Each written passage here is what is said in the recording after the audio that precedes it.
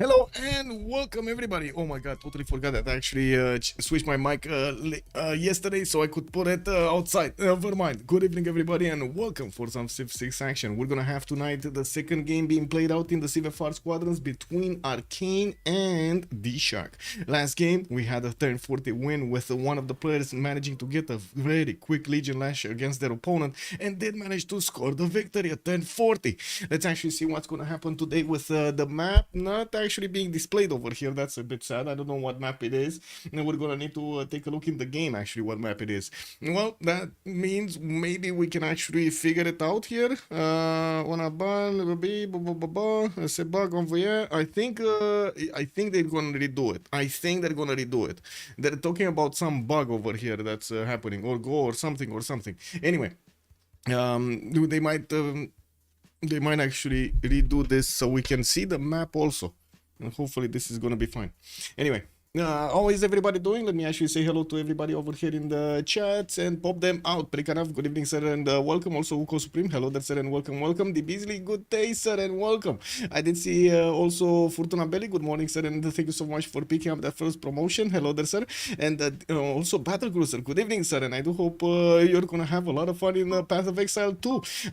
I did also see, oh my god, earlier today, Papa Chilling, he's actually playing right now, EVE Online. Oh my god, I was like, oh, wait a second, should I install that game or not? Anyway, we're gonna need to see if this is gonna be changed.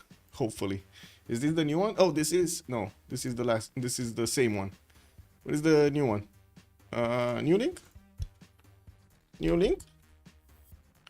Is there a new link? Because I don't see a new link. I just see the same link. No, yeah, it's the same link. Anyway, let's wait for them to see what's going on. Agrugu, good evening, sir, and welcome. Also, Lancer, hello there, sir, and welcome. Saps, bună seara, domnule, și bine ai venit. Cum te distrezi cu haosul de la noi din țară? Ce pot să zic? Hello sir, also hello there, sir, and welcome. I'm trying to figure out if I actually missed somebody, but I don't think I did miss somebody. Okay, we do have a new link finally. Okay, there we go, we got a new link. So we're just gonna close these because we don't need them anymore. They're just gonna time out by themselves, and we're gonna have the map choice display. There we go. Now we're actually gonna get to see it. Is this the right channel? Wait, engineers are not a solution. Wait a second, engineers? For what? I mean, I guess they're not a solution for everything, but I'm pretty sure they're a solution for something. Oops. Give me a second. There we go. Finally. It stays as it should stay. There we go. Why are there only 3 maps to be chosen? Because it's a best of 3 series and they did already ban some of them and they did play also 1, so it looks like they ended up with 3 choices. We do have the Lakes map actually, Lakes map being chosen here by the teams. Arcane going against DShark. Arcane on the left side, we do have DShark on the right side. They're going through their ban phase, and we do see we're gonna have Chandragupta being banned and also Zulu. On the right side, we're gonna have Spain and Gaul being taken out. They do need to take out 5 civs before they're actually gonna get to pick anything, and it's gonna be Arcane that's gonna do the first pick. They're gonna set the tone for the game tonight. Nuke the lake! Exactly, nuke the lake. Also, Uko Supreme, I think I need more information over there if it's the right channel or not. Also, Berganav was saying like somehow active brain matter becomes super dense in order to function. I understand there is, I don't know exactly how to or what to explain over there. To be honest, you might want to take a look at the video over there. Like I can only tell you my impression of what is going on there, but you're gonna need to take it with a big grain of salt because I don't know if I'm actually talking well or not.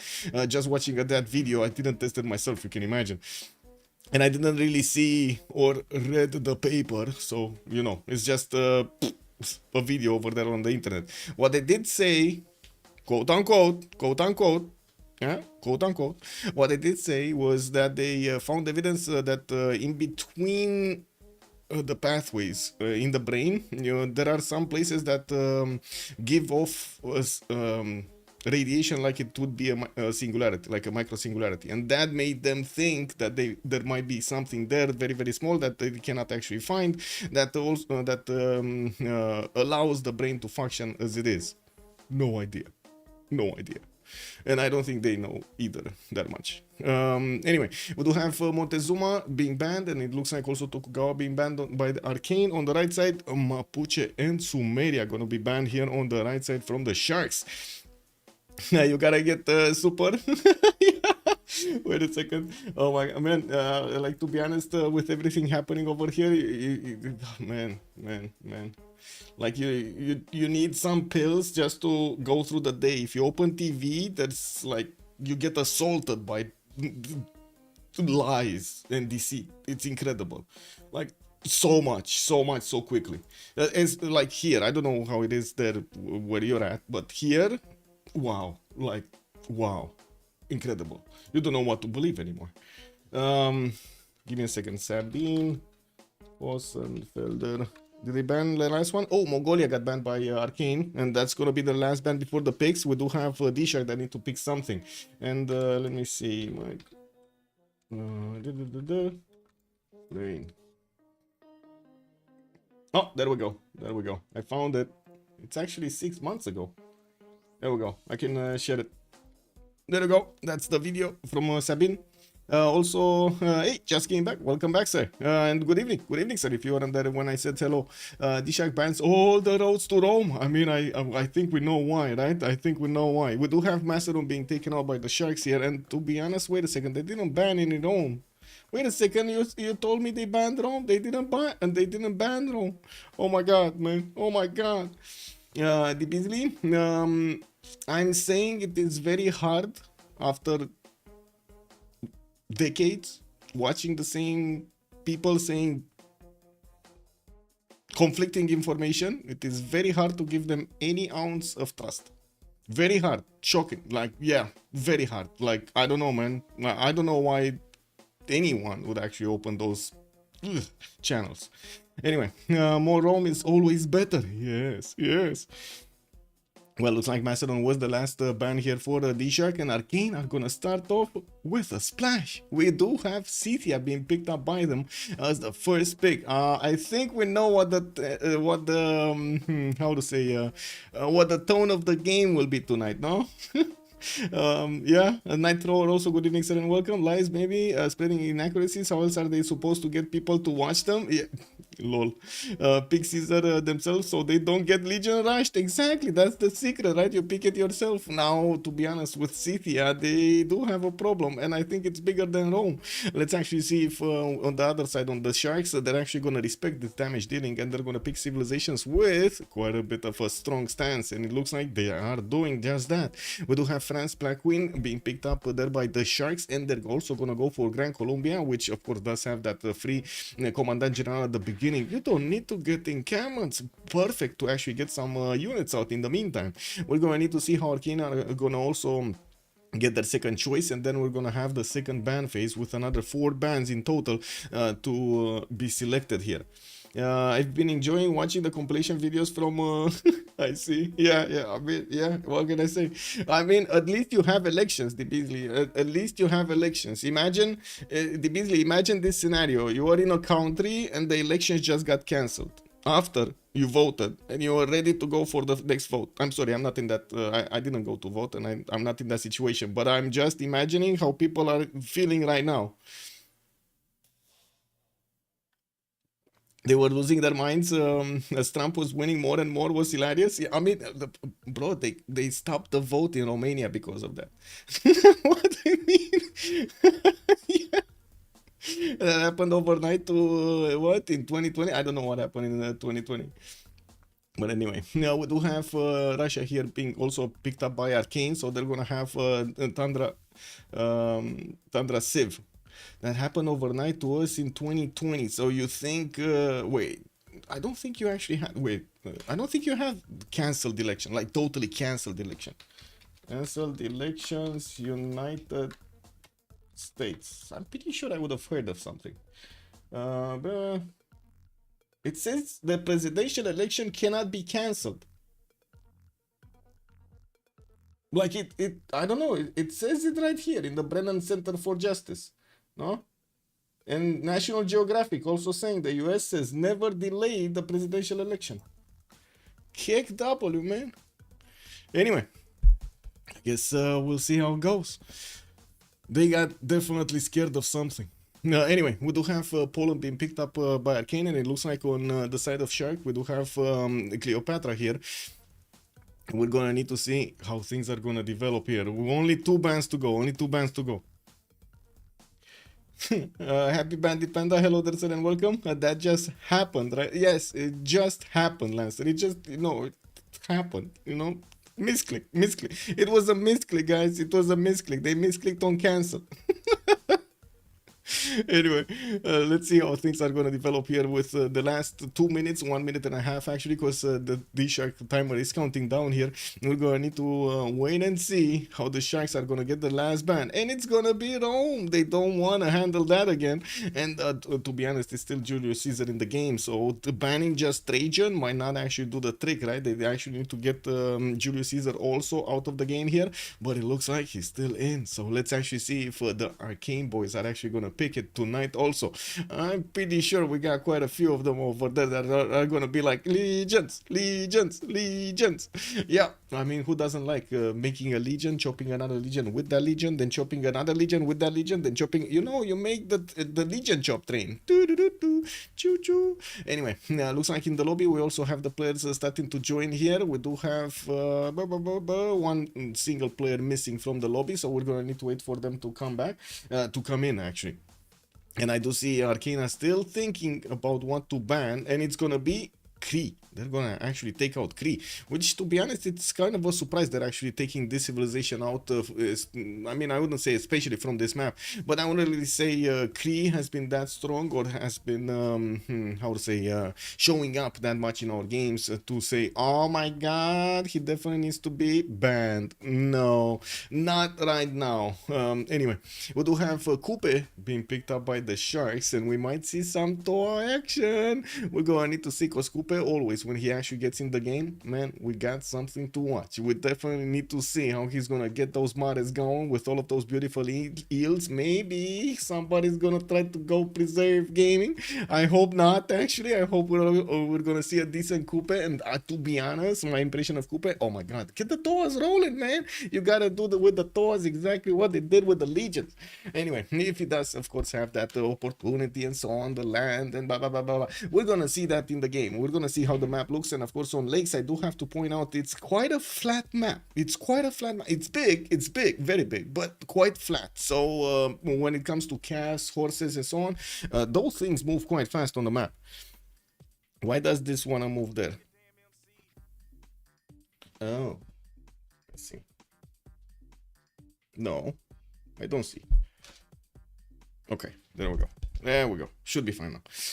Electron Guy, good evening, sir, and welcome. Also, White and Nerdy. Hello there, sir. Yes, I did say preserve gaming. I mean, we got Kupe in the game, man. We got Kupe. This is probably Kree's best map, though. Flatland is much better with his unique improvement, and his bonuses work great with other pashas and can bias civs. True. But at the same time, it doesn't have the same punch as other civilizations, even though we've seen it trade punches with others before. We're gonna need to see if it will manage to keep up with the Scythian damage, with Japan's damage, and well, we do know the production of Russia. We're going to need to see also what is going to be the last pick here for Arcane. They do have one more choice to go, and DShark are going to go after Nader Shah. Nader Shah is going to be their choice with the +5 against full strength civilizations, units. I mean, it definitely does pack a punch. Okay, this is going to unnerve me for the whole game. Your microphone. Okay, there we go.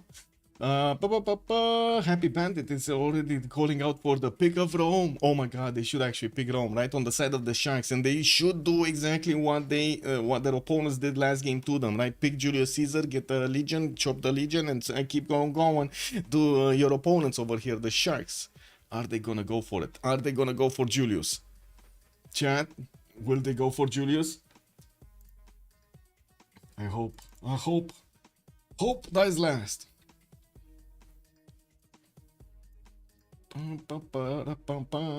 The Lancer is saying nope. Let's see it.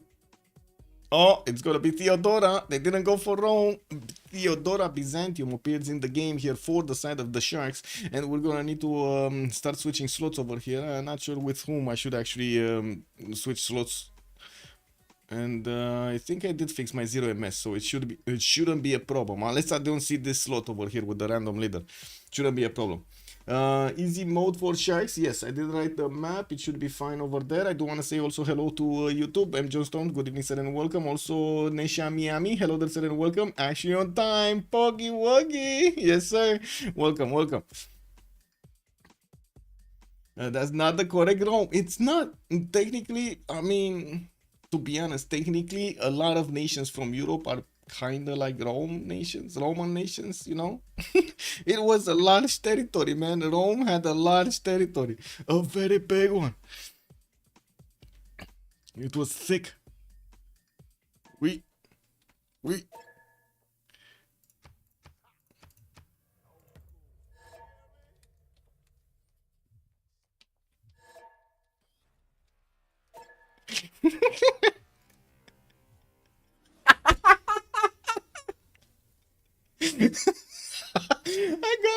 I got to switch, and I flipped the name to Floppy, unfortunately, and now I wrote in Floppy's name with Floppy's name. Sorry, I was eating my chocolatine.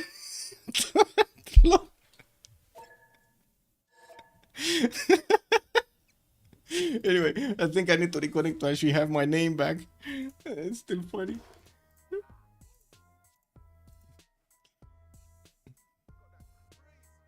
There we go. There we go.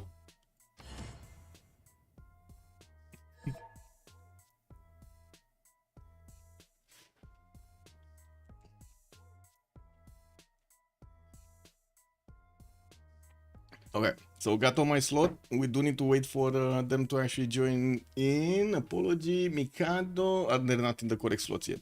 I don't think they are in the correct slots. Not yet. Then we're missing.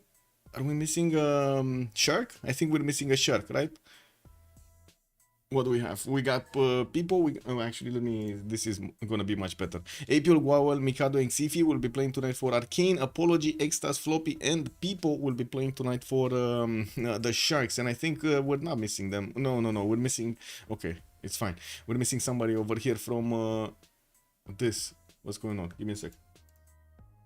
Oh, messages.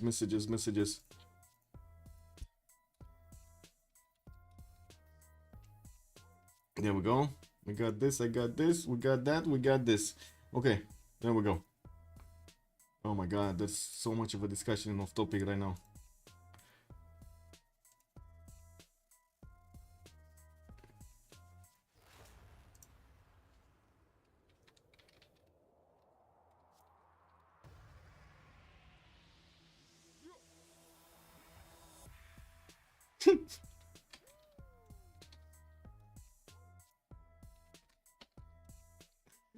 Man.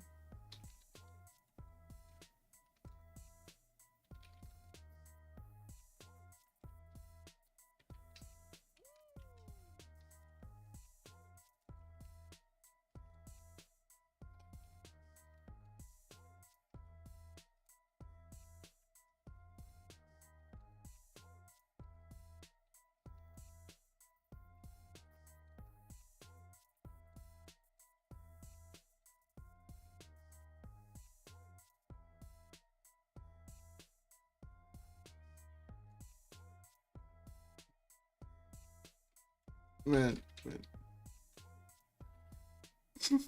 Anyway, I'm sorry, I cannot say it. It's off topic. I cannot actually put it on the screen. I'm sorry. You're gonna need to watch me actually grin of something. But oh my god, man. Anyway, yeah, we're still waiting to see everybody get it back in over here. And I do wanna also close my screen so I can actually take a look at stuff over there. There we go. There we go. We should be fine. It looks like the nuts on your mic stand have bolted. The nuts. What happened with the nuts? My nuts? Your nuts? My nuts? The mic nuts? Uh-oh, the mic nuts. Oh my god, the mic nuts, man. It's a pun that probably only works in English. Oh, I see. Yeah, but mic nuts, I don't know. To be honest, that's a cool name. Yeah, I think Mike Nuts might be my new name soon. Yeah. Not Michael, Mike Nuts. Just the fact that it keeps falling over. No, the thing is the microphone is quite heavy, and I would say I do like it stretched out quite a bit, you know, like it's not sitting in a correct angle to actually have this, to have the balance. But now it's wait, is it? No, it's sitting fine. It's sitting fine. No, it's sitting fine. I can put it higher, no problem. But I don't need to move it like this. There we go. Something like this. It, for some reason, it still wants to actually go on the left. It is what it is. Bandit Panda has joined the round. Thank you for the follow, sir. And also RAB Ligma. Yeah, Ligma. Oh my god, I can't start the proposition, the next one with that. Pelicanov nuts are what go on the bolt threading to hold mechanical joints stable. Yeah. Well, I mean, these nuts, if you're referring to the ones inside and the screws over here, I guess that you should call them screws or knobs. It might be knobs. Anyway. These are holding this together. The nuts, there aren't really that many nuts.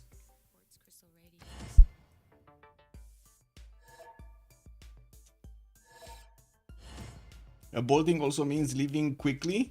Yeah. We did have, bolted also means to leave quickly. Yes. It got bolted.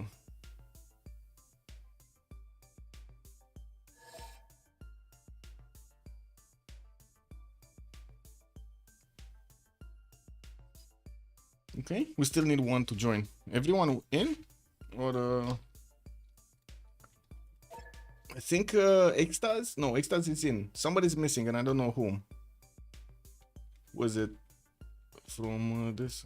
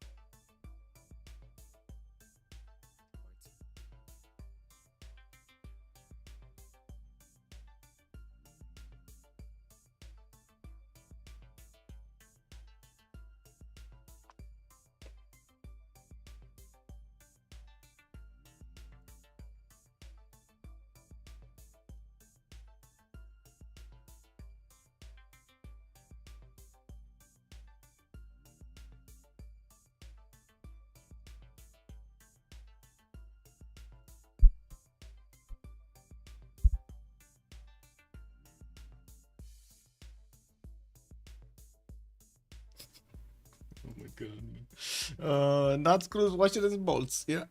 Okay. Damori was missing. Okay. He got in. Let's see. We do have Xiffy going for Russia. It looks like Apology is going to go for Theodora. Extazz is going to go for Kupe. Mikado on Nader Shah. FloppyfloNG on Simon Bolivar. Gwawel on Tomanis. Damori on Hojo Tokimune Japan. And then we do have Pipo going for Catherine de Medici, the Black Queen. Rafifi, bonsoir monsieur et bienvenue. Theodora and Kupe are here, but Theodora had problems last time. Yes, true. Theodora couldn't actually keep up last time. That was quite a surprise over there. I need to see if this time around it's going to be different. And I gotta say, Damori, going for his usual antics over here as a naval nation, he's going to pick this time around Japan Hojo. Oh my god. Well, I guess we're going to need to see if Xiffy is going to have the powerful Tundra over there for Peter, and definitely loading into the first map, we're going to need to put up the remap prediction. Let me actually write it over here. How many remaps? 0, 1, 2. Submission period for 10 minutes. We're gonna need to wait for them to get to 10-10. They're gonna have a voting session then, and they're gonna decide if they use the remap tokens or not. Each team has one remap token that it can be used once, and of course we're gonna need to see if they're gonna use it at the same time, not use it at all, or maybe just one team will use it. I know why they left it out, but I missed the lemons, peaches, and pears. A joke from the Wicked Stage show that wasn't in the film. I'm not sure exactly what that means, though. As in, I don't get the references from that. Well, Theodora didn't bring her Godphone skill that time. Yeah, he needed to actually, how to say, get good at spawning, no? Get good at spawning. Who is going to see the Brown shows? Man. Brown show. Wow, bro. The Beasley. I cannot talk about that, man. Lancer, go left. Okay, we go left. I think can we like make a deal, the Beasley? Can we like totally ignore these like movies? Like I'm not gonna watch. I'm definitely not gonna watch. I don't even want to watch the trailer. And I know about the scandal. Like everybody thumbs down on that. You need to be kind of mad to still let that movie roll. I'm just gonna say that you need to be kind of mad from a how to say producer and also investor to let it go. You know? Anyway, we do have Catherine de Medici over here, the Black Queen with Paris, and looks like he's gonna get his spawn underneath. He does have Mount Everest on the right side, and from what I do see, we do have a scout coming up in 3 turns. We're gonna need to see how things are gonna evolve here, and of course we're gonna also need to see if he has any opponents. Looks like no. North, maybe Gran Colombia. No, that's an ally actually. He doesn't have an opponent. East side, that's gonna be Hojo. That's gonna be way too far away for him to actually apply power.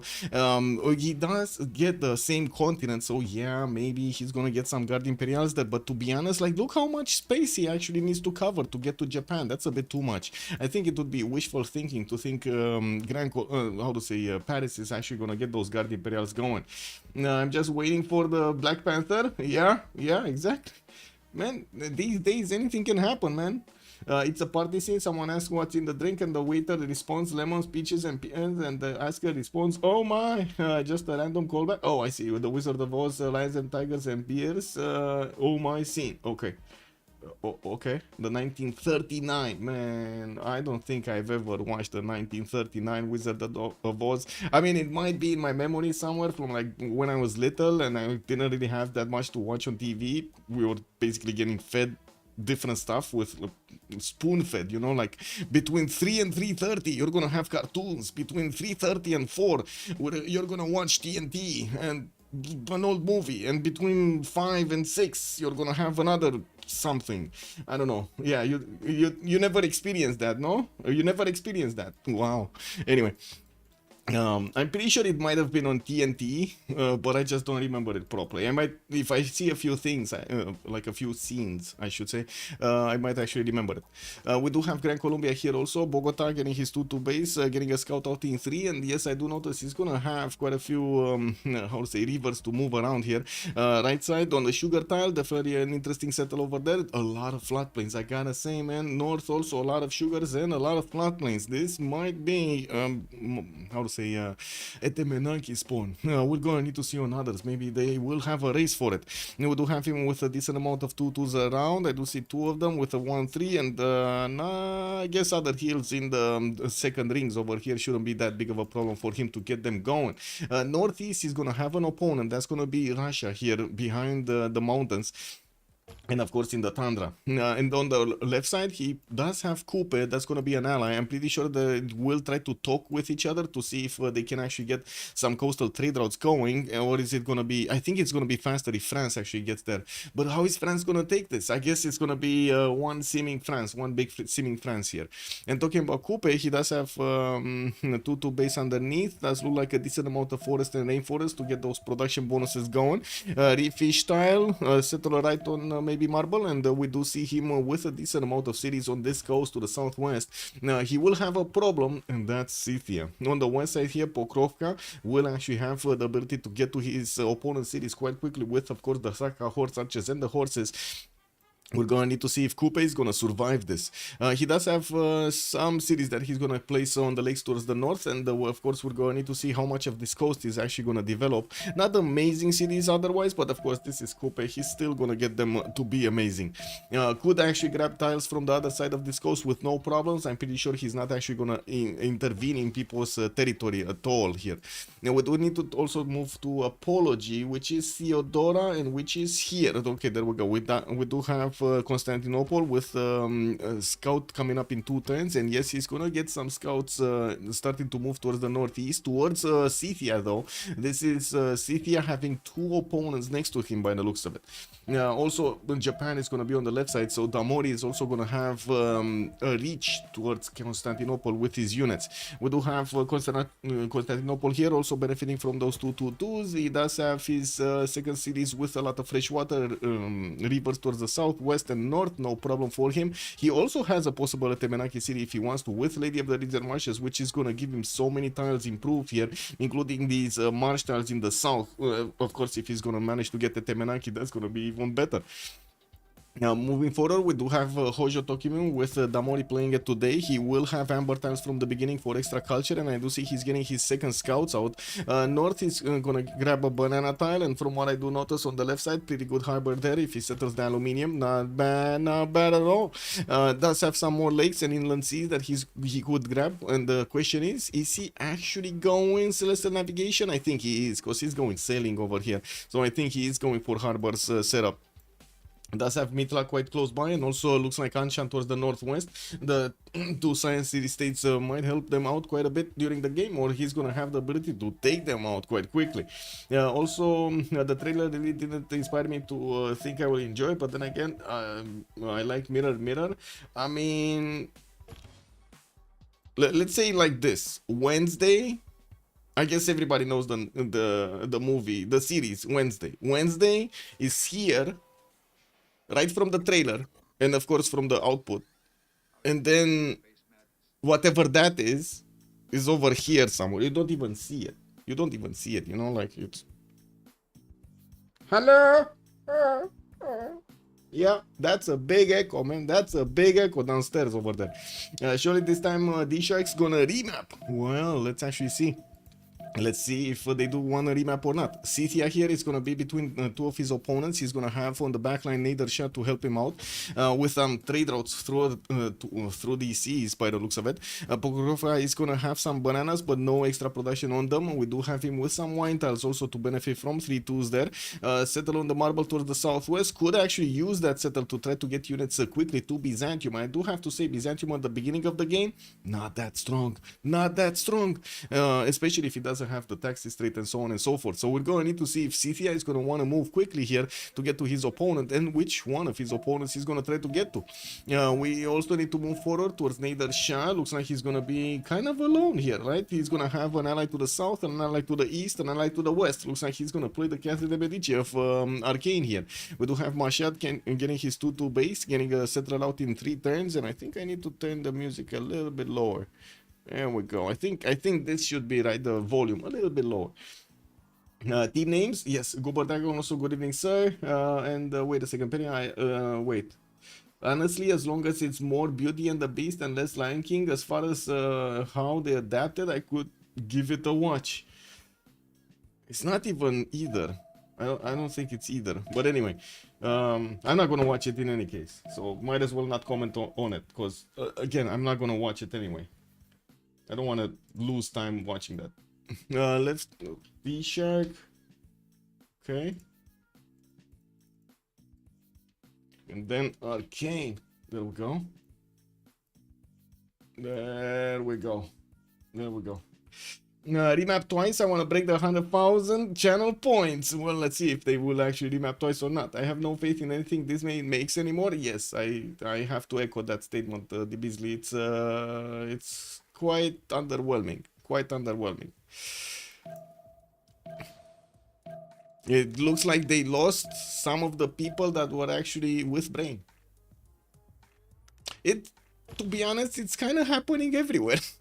Like, it's happening in a lot of places, Beasley. I don't know if it's just, I don't think it's just Disney. It's just, I don't know, the people probably retired or something, and the new ones are just not capable.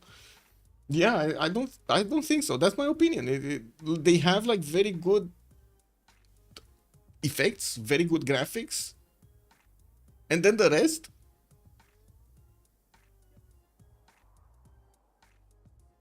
Casting, acting, sound. Actually, they do have the sound also. So those are basically the masters, right? The 3D guys, the artists, the graphics, how to say, the makeup artists, and the ones doing the clothes, and then the music. That's basically the professionals over there in the Disney business. The rest, I don't know, man. They're like all on discount. I don't know what to say. Did they Fiverr them? They might have Fiverred them, man. Yeah, no good new ideas. It's like, I don't know, man. They lost their ability to actually create stuff. It's payday. Well, Rafifi, you nailed it. Did you nail it? It's 0 remaps, by the way. We got 0 remaps. There we go. Complete prediction. There we go. We got it. We got it. We got it. 0 remaps.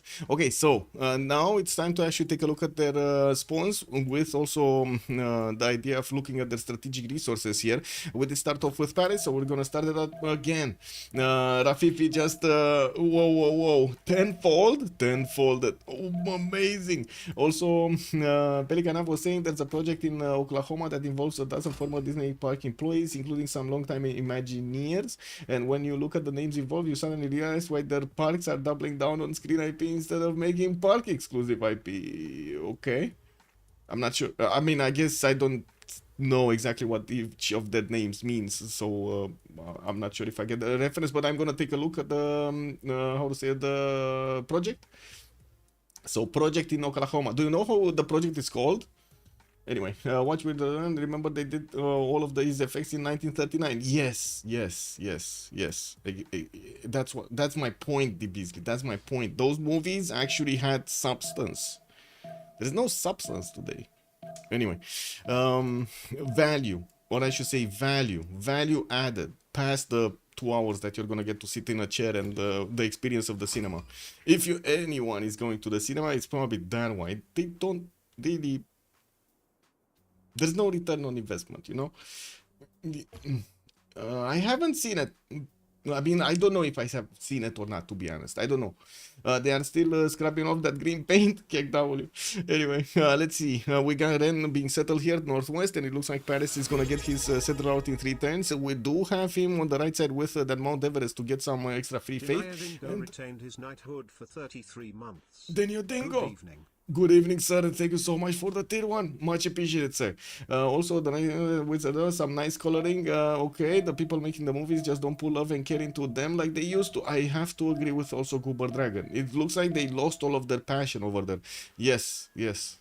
That's kind of sad. Again, it's not the only company that has the same problem, right? So many of them have the same problem. There must be something in common that creates that problem. I'm just saying, man, it's unlikely that you have so many doing exactly the same thing, going bad, going rotten, and there must be a common link there. I'm just saying, there must be a common link. Anyway, we do have a settler coming out in Paris, a 3rd one, and it looks like we do have a 2-3 DR tile here available for him to get some extra production for, but unfortunately he doesn't have another 2-2 to use in the capital with his 3rd population. Well, it's fine, the city's gonna go down 1 pop anyway. He does have forces in the 2nd ring and 1st ring from Ren. We do have him with iron, also 1st ring from Paris, and the 3rd ring one here on the right side. Now with a 4th ring also to the south. That's a lot of horses that he's gonna grab around his cities, and I do see more sprinkled around on the west side. He does also have some campuses here in the north, which probably he's not going to get to unless he actually settles past these mountains towards Gran Colombia. Well, that might be a plan anyway. They might actually want to set up some coastal trade routes between them so they can actually get the gold going. Squeeze the gold. We do need to move forward to a Simon Bolivar. Cuenca did get settled on one of the sugar tiles, and those actually got flooded. They are 4-1s now. We got Bogota getting a settler in 2 turns, and I do see he just improved his first pasture, horse tile. I don't see a camp here that would actually give him some the ability to get Temple of Artemis, unfortunately. Actually, there weren't that many camps, and never mind. I don't know why I thought of that. I think in my mind it was a bit of a blur with Cree, and it got mixed up with Bogota and so on. Or wait a second, or the CEO business profit is prioritized over the artist's desire to tell unique and good stories. I don't believe that, White and Nerdy. I don't believe that. There must be, I mean, that still is a problem in the company. I'm just saying. Temenanki is probably for Colombia. Well, it might be, but we've seen it on other people as well, right? Thessalonica, for example, would have a pretty good Temenanki here. Anyway, now we do have Bogota with that horse in the 2nd ring, and also Iron in the 2nd ring southeast. We do need to see how things are going to evolve around here. Anyway, moving forward to Kupe, what do we have? We do have him with the 2nd city east side. He's going to get 3rd one very quickly here, and it looks like he's sending it towards the southwest somewhere. He does have monuments coming around for the extra culture, not getting his extra production yet. He did settle on one of these marble tiles, so he gets the extra culture. And I do see Scythia is appearing with a warrior quite close to his borders. Now we do need to see how things are going to evolve here for him, and of course we're going to need to see if he's going to get to war Scythia on the left side. Good evening, Zada. Good evening, sir, and welcome. Also, Rafifi, I did see that. Okay. The first 15 minutes are black and white. Then when they get to Oz, it's in color. Oh my god, they got color. Russia going Blonzorking. Yeah. I mean, what can I say? He might actually be thinking of getting some units against Gran Colombia. He's so close to him, and the land is perfect for some horse rushes, no? That's a lot of flat land that he can actually just get to Cuenca in a quick enough time to do the damage. Looking at Kupe and his strategics though, we do have him with iron and horses in the second ring left side, and from what I do notice, we still didn't see this settler move, but he has his waypoint set to the southwest, so that's where he's going. I was thinking for a second that maybe he actually wants to go on the other side of the coast, but then yeah, it's fine, he's not going there. Okay, pretty good. We do have Buenos Aires also getting attacked by 3 warriors, one from Gran Colombia, Maori, and France over here, or 3 banging on the doorstep of Buenos Aires, put it under siege and allowing it to still build a granary. Can you imagine the total ignorance, I don't know if I can call it otherwise, of the city state, of keeping on the build queue on a granary instead of getting a unit when it's under attack and it's under siege? Wow, that must be some new AI stuff, man. This might be some new AI stuff. This is incredible AI stuff, man. Nonchalance, yeah, nonchalance. We gotta actually wait a second. I think we had an expression, right? The country is burning and the old lady is combing her hair. Basically, that's the translation. It's much funnier because it has the how to say, a bit of a funny ring in Romanian, but that's basically the translation. You know, the country is burning and the old lady is combing her hair. You can even see it, you know, like see the full image of an old lady just sitting in front of a mirror and combing her hair, and then in the backline or like in the outside the window you see everything burning. Can they throw some bananas? Maybe with a name like Floppy, what harm can be done to Russia? That's a lot of harm, man. Floppy, quite aggressive. You don't want to disrespect Floppy, man. You don't want to do it. Sugar is a powerful industrial contaminant. Wow, man, contaminant? Really? What? The house is burning, but we're looking elsewhere. Yeah, basically, look, Rafif is saying the same thing over there. Yeah. Anyway, we do have to take a look also on Apology. He was to the south of Scythia, and it looks like Scythia did settle towards him. Byzantium here is getting his holy sites out, and he does have a +3 in the capital, of course getting that extra culture as well, with a +2 here next to Thessalonica. He didn't pick up a Pantheon yet, and of course we're going to need to see what choices he's going to make. Maybe he's going to have the ability to get Lady of the Ritzer Marshes to, of course, get that extra production going. Plains Lady of the Ritzer Marshes, definitely much better than Grassland. We do have him also with some horses in the second ring here towards the left of Constantinople. His iron tile is going to be first ring in the capital city, and I do notice he's going to have some mountains, but I guess some +4s here are going to be good. Some +3s, not anything incredible. Left side, Delicate Arch is going to give him some extra era score points. Does have a beautiful tile there to actually get to improve the die style and get to work the 2-2-3-3. And of course, that's going to put him a bit closer to Japan. It might be a bit too close for comfort, and I'm pretty sure he's actually going to try to get to the sheep tile there rather than go as far as the Delicate Arch. Anyway, we'll see. We'll see how things are going to evolve over here, what kind of science culture will Japan have, and of course their plans. And moving forward towards Japan, actually, we do have Tokyo, Kyoto, and Osaka settled, all 3. Magnus is establishing in Kyoto, getting his traders out, monuments going out, and I do have to check back, by the way, one second. What was that city that was getting smacked? This one. It got smacked. That's a Maori city right now. Looks like the French warriors and Gran Colombian ones did manage to help out Maori here take down a city-state, and that's going to be his 4th city. Okay, coming back to Japan here, he does have his horses in the second ring left side. We also will have iron in the second ring southeast over here. By the looks of it, we're gonna also see him getting his monuments out for the extra culture, and he is 6 hands to 6 culture at the moment, going for celestial navigation and craftsmanship. Tomeris on the right side of him. He's actually getting scouted out by Byzantium, and I do see a Maori scout is getting close to his borders here. He's starting to improve his kurgans by the looks of it, and of course he's going to want to improve the pastures as quickly as possible to get the extra production point. Very important on the kurgans.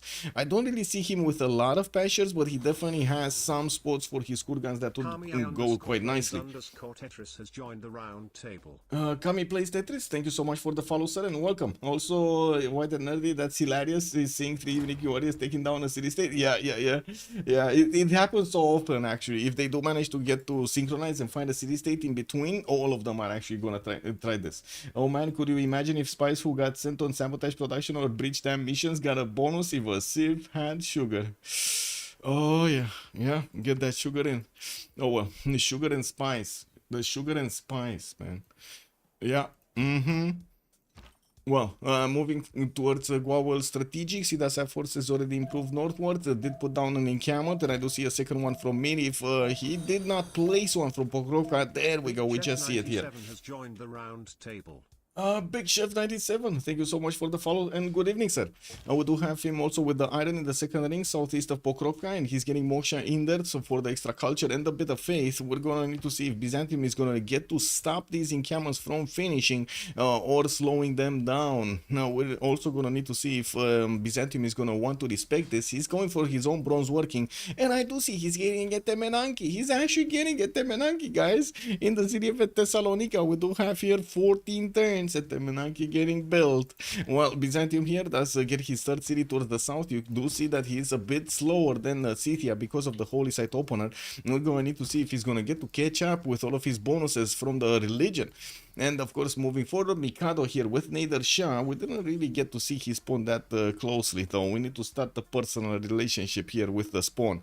Commercial hubs coming around quite quickly. They're going to get built much faster than the first era, and he's going to switch. And I do see he's going to get his horses in between Mashad and Ray. He does have also a possibility to get Temple of Artemis in the city of Ray, even though 1, 2, 3, not bad. Does he have some more? No, that's not going to work. Not going to work. Not enough bonuses.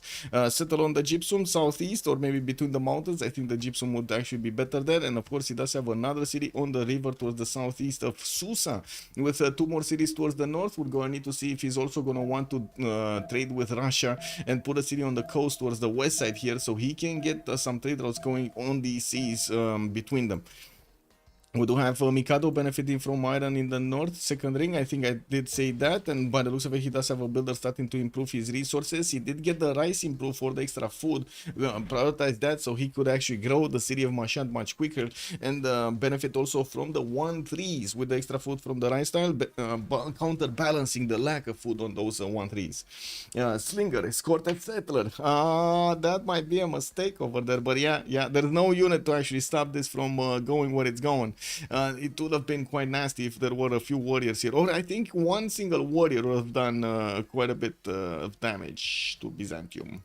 Anyway, moving to Xiffy. What is he doing and why is he getting bronze working? Coming up in 1, he's getting his shrines out, did build his lavras, he's getting his third one in Kazan, did choose to go for Goddess of the Hunt, and he does already have 3 of these camps improved.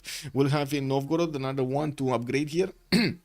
To get the extra goal going, and he did manage to get the horse improved next to that city center. Doesn't have any other horse in St. Petersburg, but he does have 2 iron tiles, 1 first ring and 1 third ring towards the northeast. Now we'll have some more camps to settle on the west side. I do see some more fur tiles, but I don't see that many deer, so I see. So that's 2 camps over here, 3 camps on the left side, and on the right we got 1. Oh my god, what is this? 1, 2, 3, 4, 5, 6, 7 more camps on the right side. That's a lot of... Oh, 8 more camps. Wait a second. That's 8 more camps on the right side. Oh my god. Oh my god. That's just amazing. So he's gonna have like 12 camps in total, or 13 camps. 13 camps, each of them giving him at least 4 gold. That's a lot of gold, man. That's a lot of gold. It's safe to say if we have any concrete failure due to sabotage, the FBI will know where to look. What? Why? Yeah, Persia is Omega Sim between three teammates. Yes, yes, he's gonna be just simming around there. He's not gonna fool around, just go for space, whatever it is. Anyway, I'm kidding. I don't know if it's gonna be space diplo or whatever they're gonna choose. I'm pretty sure it will reveal itself. Like the option for their win condition is gonna reveal itself during the game. And we do have Moksha also establishing in St. Petersburg. Xiffy is on 7 Science and 5 Culture, right next to Floppy 7 and 8. I do have to say Floppy over here is going for currency. He's just getting his commercial up. And he's still going to benefit from the Commandant General, even if he doesn't have an encampment. That's still going to be scary for Russia if he wants to go get an attack against his opponent. He might surprise his opponent because there's no unit in between the cities here that would actually have visibility over the Russian Empire. We do have him actually sending units towards the right side, left side, totally ignoring the northeast. We do see some builders coming around from Cuenca, and I do notice also one from Guayaquil getting a fourth city out from Bogota. Okay, well.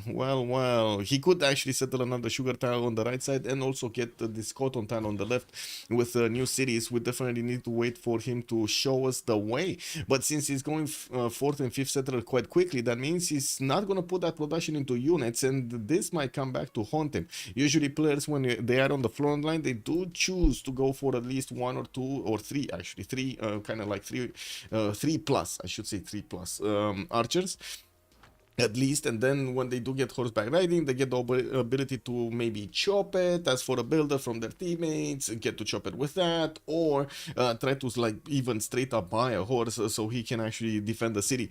Well, this is not going to be the case today. We're going to need to see if Floppy is going to get the heads up that Russia is coming for him. Let's take a look here. Do we have a religion? No religion. We do have a pantheon. Lady of the River Marshes did get picked up by Byzantium. Now he's getting a shrine in 2 from Thessalonica, and at the moment he didn't actually manage to, first of all, finish a Temenagi, second of all, get a religion. He doesn't have a religion. Can teammates go through mates cities with both? No. They can't. They cannot. I mean, Pantheon, Goober Dragon. Which one? This one, Lady of the River Marshes for Byzantium, or other pantheons? Because not all of them did get picked up. We do have initiation nights, for example, for Scythia. Scythia is getting his encampment training project. The first one finishing next turn, and I do see in the prophet screen, Byzantium is just one turn away from getting to recruit his great prophet. While Russia will need a bit more time. I don't think Russia is making projects though. Oh, he is. Never mind. He is making just okay. That's fine. Actually, he just got his great prophet at the same time as Byzantium. Easy peasy. Kupe did go for God of the Sea. He's getting his extra production here on his coastal resources. We do have him getting a government plaza in Tehonia, Ganuya Kupe, and the monuments on the left side. He didn't get this on the fresh water. Oh, Pipo just found a relic. Pipo being Catherine de Medici, the Black Queen. Did he get a pantheon? Yeah, already. So I guess it's fine because he's getting the extra culture from the beginning with already 4 of these, 5 of these, 6 pastures improved. That's a lot of culture. He's on 19 culture a turn with Moksha already established in Paris, getting his commercials out, and did manage to settle a city next to Mount Everest to get some era score. I think he didn't actually get the era score. He should have been 1 tile closer to get it. Anyway, he's on 23 out of 19, so shouldn't be a problem for him. Now, he does have a Temple of Artemis possibility here in Paris, option I should say. He does have a deer tile that he could get that Temple of Artemis next to and benefit from so many amenities. Oh my god, just put it over here, man. Just put it on the 2-1 and have so many amenities. Like you get like what, 1 2 3 4 5 6 7 8 9. I think that's a pretty good Temple of Artemis. I don't know about you, but I think that should be a priority. No, that kind of feels like it should be a priority. Colombia, Pantheon. Oh, Pantheon on Colombia. Colombia did go for Goddess of Festivals. He's getting his improvements on his plantations here with a bit of extra culture. And by the looks of it, he already started to improve those sugar tiles in the city of Cuenca. Well, he did settle on 1, so I guess he's not going to get that from there. Whoa. Thou shall be knighted primer. Dole chime rooken. Horse burgers for everyone. Dolkem Lucan, thank you so much for the follow, for the subscription. Much appreciated for the prime. Horse burgers. Whoa, whoa. Yeah.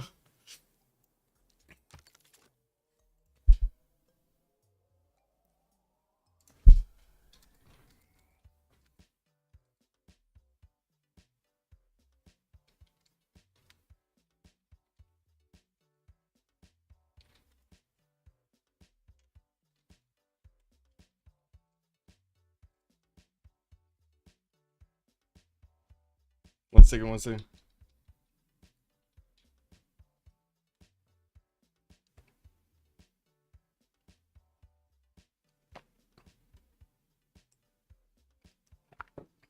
I need to find a funny picture with kids. Give me a sec. Give me a sec.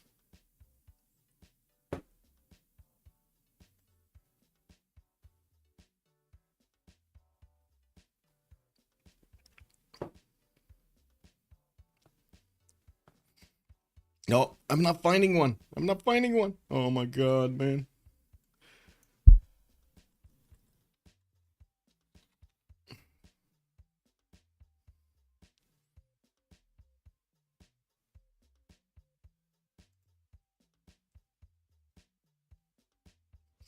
Okay, there we go. Found it.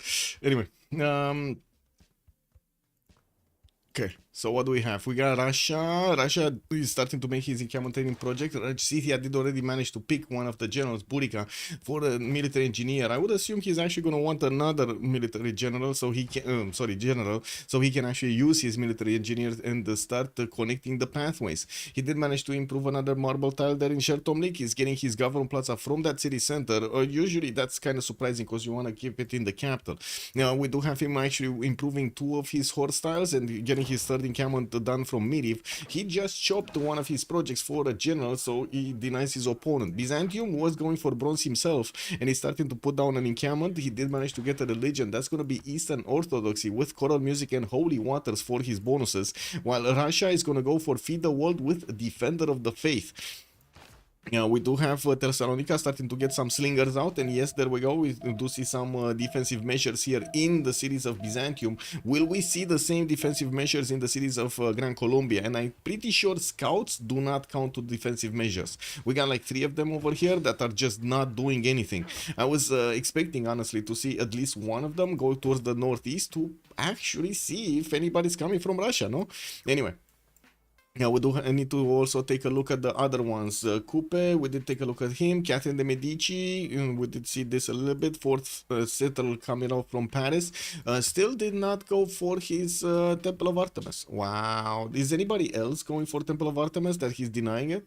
Or something? Anyway, now Persia here did manage to already get his 4th settler out, putting down his government plaza to 1 turn from Mashhad, and I do see a 5th one coming out from Rain 2 turns. He did start to improve quite a few of his styles here. Those stones do look quite great, and to be honest, he does have, well, I mean, I wanted to say he does have a lot of stones, but he doesn't have a lot of stones. He only has like 1 in the capital here, another one in Rain. Those got improved anyway, and yeah, this is not a good stone circles opener.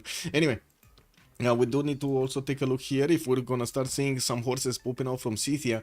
At the moment, Scythia is making 6 faith a turn, so it's not that much faith for him to actually get horses to buy, or to buy horses out, or sack a horse archers for that matter. We're gonna need to see if his faith is gonna increase alongside with his kurgan count. He does have pretty good kurgans. I must admit, he's gonna need to chop a few tiles, but he's gonna have some good kurgans here. For example, this one and the 2 pastures next to, another one here, 2 pastures next to, and by the looks of it in the north, he does have one here. There we go. He already improved one of the pastures, the cattle. He's going to need to get the horse and chop that too.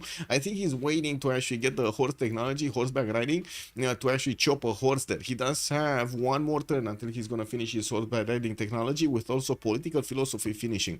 By the looks of it, everybody did manage to get their golden age points, and we're going to see how things are evolving here. Okay, Russia's getting the Temple of Artemis. That's why he actually let it go for Oh my god, no, it can't be. Come on, Catherine, it can't be. It cannot be. People, your Temple of Artemis is being stolen over there. Oh my god. And to be honest, also Russia was feeling like he should get an attack going, but now he's actually building Temple of Artemis. Maybe he's gonna get to chop it or not, but that definitely is gonna slow down his possible attack against his opponent here, and might not catch Gran Colombia with his pants down anymore. That might be a bit too much time for these units to cover until, you know, they get to their opponent's cities. We do need to see also his faith per turn. Russia right now is on 19. We do have Apology on 20. The two guys that are probably going to go Monumentality in the first era that will have Goldenish bonuses. We do see also Kupe did manage to jump up to 67 points of production here. He already got his 5th city, Kawihia, and of course he did manage to conquer Buenos Aires with the help of his allies there. The warriors went in. And we do have him starting to improve his tiles. Very, very nasty tiles here. 4-3 horse tile to work. He did manage to get Li Yang with the 2 promotions. No, I think it's only 1. No, it's 2 promotions. We do have the stones, 3 3s. So yeah, that's a 2 promotion Li Yang. 1, 2, 3, 4, 5, 6, 7, 8, 9, 10, 11, 12 resources just in the capital. Actually 13 if he actually wants to. Take that away from Kawihia. More cities to settle in the north, with some of them on the coast, with possibilities to get the harbors down. I'm quite surprised he actually put the harbor on the right side, but I guess he wasn't really thinking that his government plaza is going to go there beforehand. We will see him put down a campus here between Opango and the government plaza, and I'm pretty sure Tehonianga Noya Kupe will need to find a place for his campus also. We do need to see him actually quite far away from his opponents. Right on the right side, he's going to have Gran Colombia here. That's going to be an ally, southeast France, so his opponents are going to be Scythia left side, which at the moment is focused quite a bit on Byzantium here in the south. Byzantium is trying to get his encampment training project out, and I do see Russia is also getting those projects. Byzantium does need 2 projects, and already 2 of these engineers, 2 of these generals did get picked up, and I do see Russia is halfway there, Scythia is halfway there, so Scythia is definitely going to get another one. The encampment project coming up next then from Russia, they should have this. They should be able to deny Byzantium the ability to get one of those generals. Etemenanki still didn't finish in the city of Thessalonica, even though of course he could have wanted to build it. He didn't want to get the extra faith per turn, so when he actually hits his monumentality, he's gonna get to rely on a bit more faith income, so he can buy out builders, get maybe a 1 settler or 2, and of course see how this goes. Did he just chop? Oh, he did chop one of those projects, and now we're gonna need to see who's gonna pick these up, because I'm pretty sure it's gonna be in a line, right? They need to coordinate to pick these up. Let's see when they're gonna pop. They're gonna pop over here. We'll see when they pop. Since we did get into the new era, we do have also a Commandant General available for Gran Colombia. That's gonna be Jose Antonio Pez. Hello, Saroso. I have no problem with that. Been a while since he made a good movie. Wait, Eddie Murphy? Eddie Murphy? I really like Eddie Murphy. Yeah. Very fun guy. Very fun guy.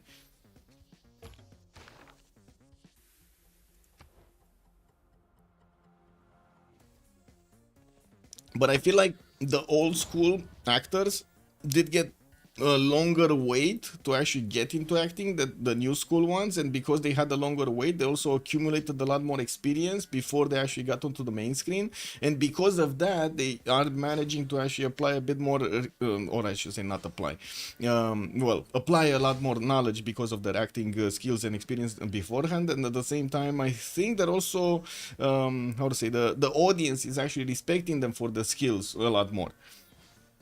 I don't think is he even working anymore. I don't think Eddie Murphy is working anymore. Movies. Let me see. I lost track of Eddie Murphy a long time ago. I mean, it was funny when I was little and I was watching him, like you know, talk to animals and stuff like that. Fun movie. But other than that, Nutty Professor also was quite a big one. Yeah. Let me see. Movies. Eddie Murphy film. Oh, I don't know which one. I can see it. Okay. Oh, he's doing another Shrek in 2026. Beverly Hills Cop looks like 2024. I'm not gonna watch that. Come coming to America, Mr. Church. I'd have no. There's like nothing here. Yes, I totally agree with you. There's no movie over here that's pretty good. Anyway, yeah, he recently did the Beverly Hills Cop. Yeah, there we go. Yo, Shareblit, good evening, sir, and welcome. After the nutty professor being quiet, yeah, Flubber, oh my god, yes, Flubber, he started making family movies. I mean, there's nothing wrong with that, but we're not really the target of that movie, right? If they're starting to make like family movies, I mean, I don't have kids, I don't have a wife, I don't need to watch that, you know, and even if I had, I'm not sure if I would. You know, it is what it is, man. It is what it is.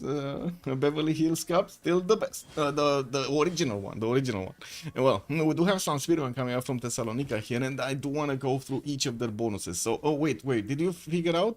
He didn't get the general. He didn't actually get the general. We did have Russia and Scythia immediately picking up these generals, and that's all 4 of the first ones gone.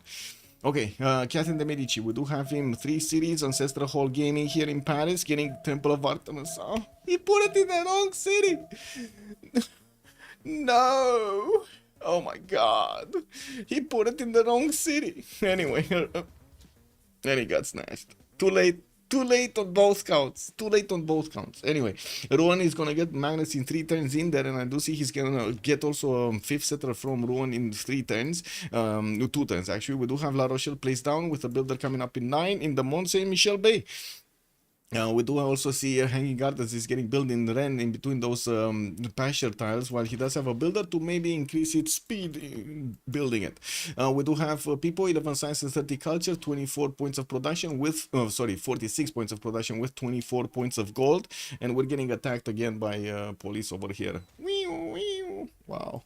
Anyway, Simon Bolivar, 10 science, 26 culture. We do have him 245 tiles here. Government Plaza in Bogota, and I do see he's getting quite a few commercials from his cities to get those internal trade routes going. Still 1 single unit, that's an archer towards the north, and that's it. At least good thing is he did send his commandant general on the front line there, and he does have a scout between him and Russia. It doesn't seem like Russia at the moment is actually interested to do anything here, and to be honest, that's kind of a weird investment in the encampment for Russia at the beginning of the game. Yes, he definitely will respect his opponent over here, his neighbor Gran Colombia, but at the same time, man, he could have done so many other things here. Anyway, Kupe did get his 5 settlers, 6th coming out from his capital city, and I do see a 7th one already on the way towards the southeast. We do have Extazz here with 16 science and 29 culture, 76 points of production. Does put him way above everybody else in the game. He did manage to get the bonus for the extra production on all of his feature tiles, and of course the capital with Liang is just Poggy. 30 points of production here on that city, turn 35. Now he's by the looks of it gonna sail away towards the southeast and gonna settle this coast I was talking about earlier. He does have access to some more amber tiles, olive tiles, and I do see some pearls in the water, so it shouldn't be that bad to actually settle all of this coast. We do need to move forward to Theodora, 3 cities strong. He's already getting pushed a little bit by Scythia from the north, but I think Theodora can handle this right now. He does have 2 horses already out from Thessalonica and Constantinople, while there's an array of archers here. 1, 2, 3, 4, 5 archers are available for him to defend himself with. The thing is, these Scythian Saka horse archers are quite quick, and of course we're gonna need to see how Gwawel is gonna try to get past that river so he can keep on shooting and moving, so he actually takes out the units and doesn't take that much damage in return. We only have 3 Sakas, 1 warrior and 1 archer deployed southwest on this river, which to be honest is kind of a weird thing because there's no unit to defend these Saka horse archers from the counter attack of Byzantium here from the possible horses. So yeah, that's kind of I would say risky in this situation. You might actually just risk losing all of those Saka horse archers because they're getting 2-shot by the horses. Oh well, that's across the river. No, it doesn't even. No, it does get the river defense. Anyway. We do have Apology here also with 29 faith points, and he's getting a few more of these horses. He's building his government plaza in Thessalonica. No internal trade route bonus for it, and yeah, there we go. He's getting shot. He's getting shot here. The Saka horse archers not taking any prisoners, going against the horses. Anyway, you do see how much damage these Sakas are doing to the horses. It's not funny. It's actually not funny. They're doing so much damage, and the spearmen are just not gonna matter. And that's 1 Saka down. That's and that's one horse down also. I think that was a Saka for the horse. This was not a good trade. This was really not a good trade. Okay, we got Scythia moving from the northeast. He does have a general with him, and you do see these horses of Scythia are gonna need also a little bit of help from a new Saka. They do get an extra +5 against wounded units, but that means you actually need to get those units wounded. So of course we're gonna need to see him trying to bring new units towards the southeast here, in between those lakes, so he can actually do the damage, the initial damage against the Byzantium horses. Wait, this still didn't die? Oh, he got shot by an archer. Come on, that's one. There we go. So Saka for the horse, definitely not worth. Definitely not worth. Scythia has more generals than troops. Kick. I mean, he does have 3 generals. Like, you're not wrong about that. But I wouldn't really say he has more than troops. It would be funny though. But time for the gamble. Yeah, time for the gamble actually. Let me see. Gamble. The prediction of the gamble. Who will win? Let's see. We do have DShark and then Arcane. And oh my god, I actually forgot. I'm so sorry. I forgot to actually put the team labels, no? Oh no, they're there. Okay, it's fine. It's fine. They're there. I didn't forget. We got 15 minutes to get this prediction done, guys. It's time to make a prediction. Yes, Mercutio Flavius, good evening, sir. City has more. I did read this. Did I miss something? The smash hit was that was Pluto Nash or maybe the Haunted Mansion. Wait, or Michael originally named after the office. Oh my god, please no. Man, that movie raises my hair on my back. That is insane, bro. Like, there's so much cringe in that movie. Oh my god. I mean, some of it is funny, don't get me wrong, but oh my god, man. Who was Michael from that? Who was Michael there? Was that the manager or what? Etemenaki not even finished? No, he didn't even keep on building it. He just stopped at some point, getting more horses out, and of course respecting Scythia's aggression from the north. We do have Scythia starting to get a lot of horses out. By the looks of it, 3 more are coming in, and I do see next turn he might actually take one of the Byzantium units with him. The horse that's remaining here on the rainforest, it's half HP. Now we do need to see him also finish the road with the military engineer, I think. Wait a second, what is he doing here? He missed building that on the sheep tile. I thought he did. No, whatever. That's the one tile that he just missed, and that's a hill. That's going to be a big slowdown. Anyway, let's see Damori. 17 science with 26 culture, getting also a horse out from Osaka. Looks like he might be eyeballing Mitla, since Mitla is being taken over by Gran Colombia. That's one of his opponents. He did stay on 3 cities. Now his 4th, 5th settlers are out. Kyoto's going to get a 6th, and I do see Tokyo 7th one. We do see Magnus in the capital. He will have the opportunity to actually chop these. And of course, at the moment, I don't really see him with that many stats. We'll see him grow a little bit later. He did manage to get religious settlements as a pantheon, did put down a campus, and of course he's getting the science from that. That's a +4 over here with the 3 harbors finished. He does need another lighthouse in the city of Osaka, while in the first ones he did manage to get those traders going, and of course connected his cities to Kyoto. Gwawel is 9 science with 14 culture, 45 points of production, and we do see him putting everything in these units to go against Theodora in the south. Apology is going to be the one trying to withstand this damage. We do have this horse without a promotion. He's going to need to somehow get his health back, and of course he needs to get into the city center for that. Now I do also want to point out Gwawel does seem like he's not having the first moves against his opponent. Apology is always catching him with the first moves and taking out one of his units. Scythia would need to be very careful how he's leaving the units out in the wild before he's ending his turn. We do have another horse about to be taken down here. Still not enough experience to actually finish the promotion there, and he's going to need to put it back in one of his cities and keep on replacing these, while of course that's not really sustainable for the long term. And we do need to see if Scythia's new horses are actually going to get there and make a difference, and both sides, on the front of the west or on the front of the north.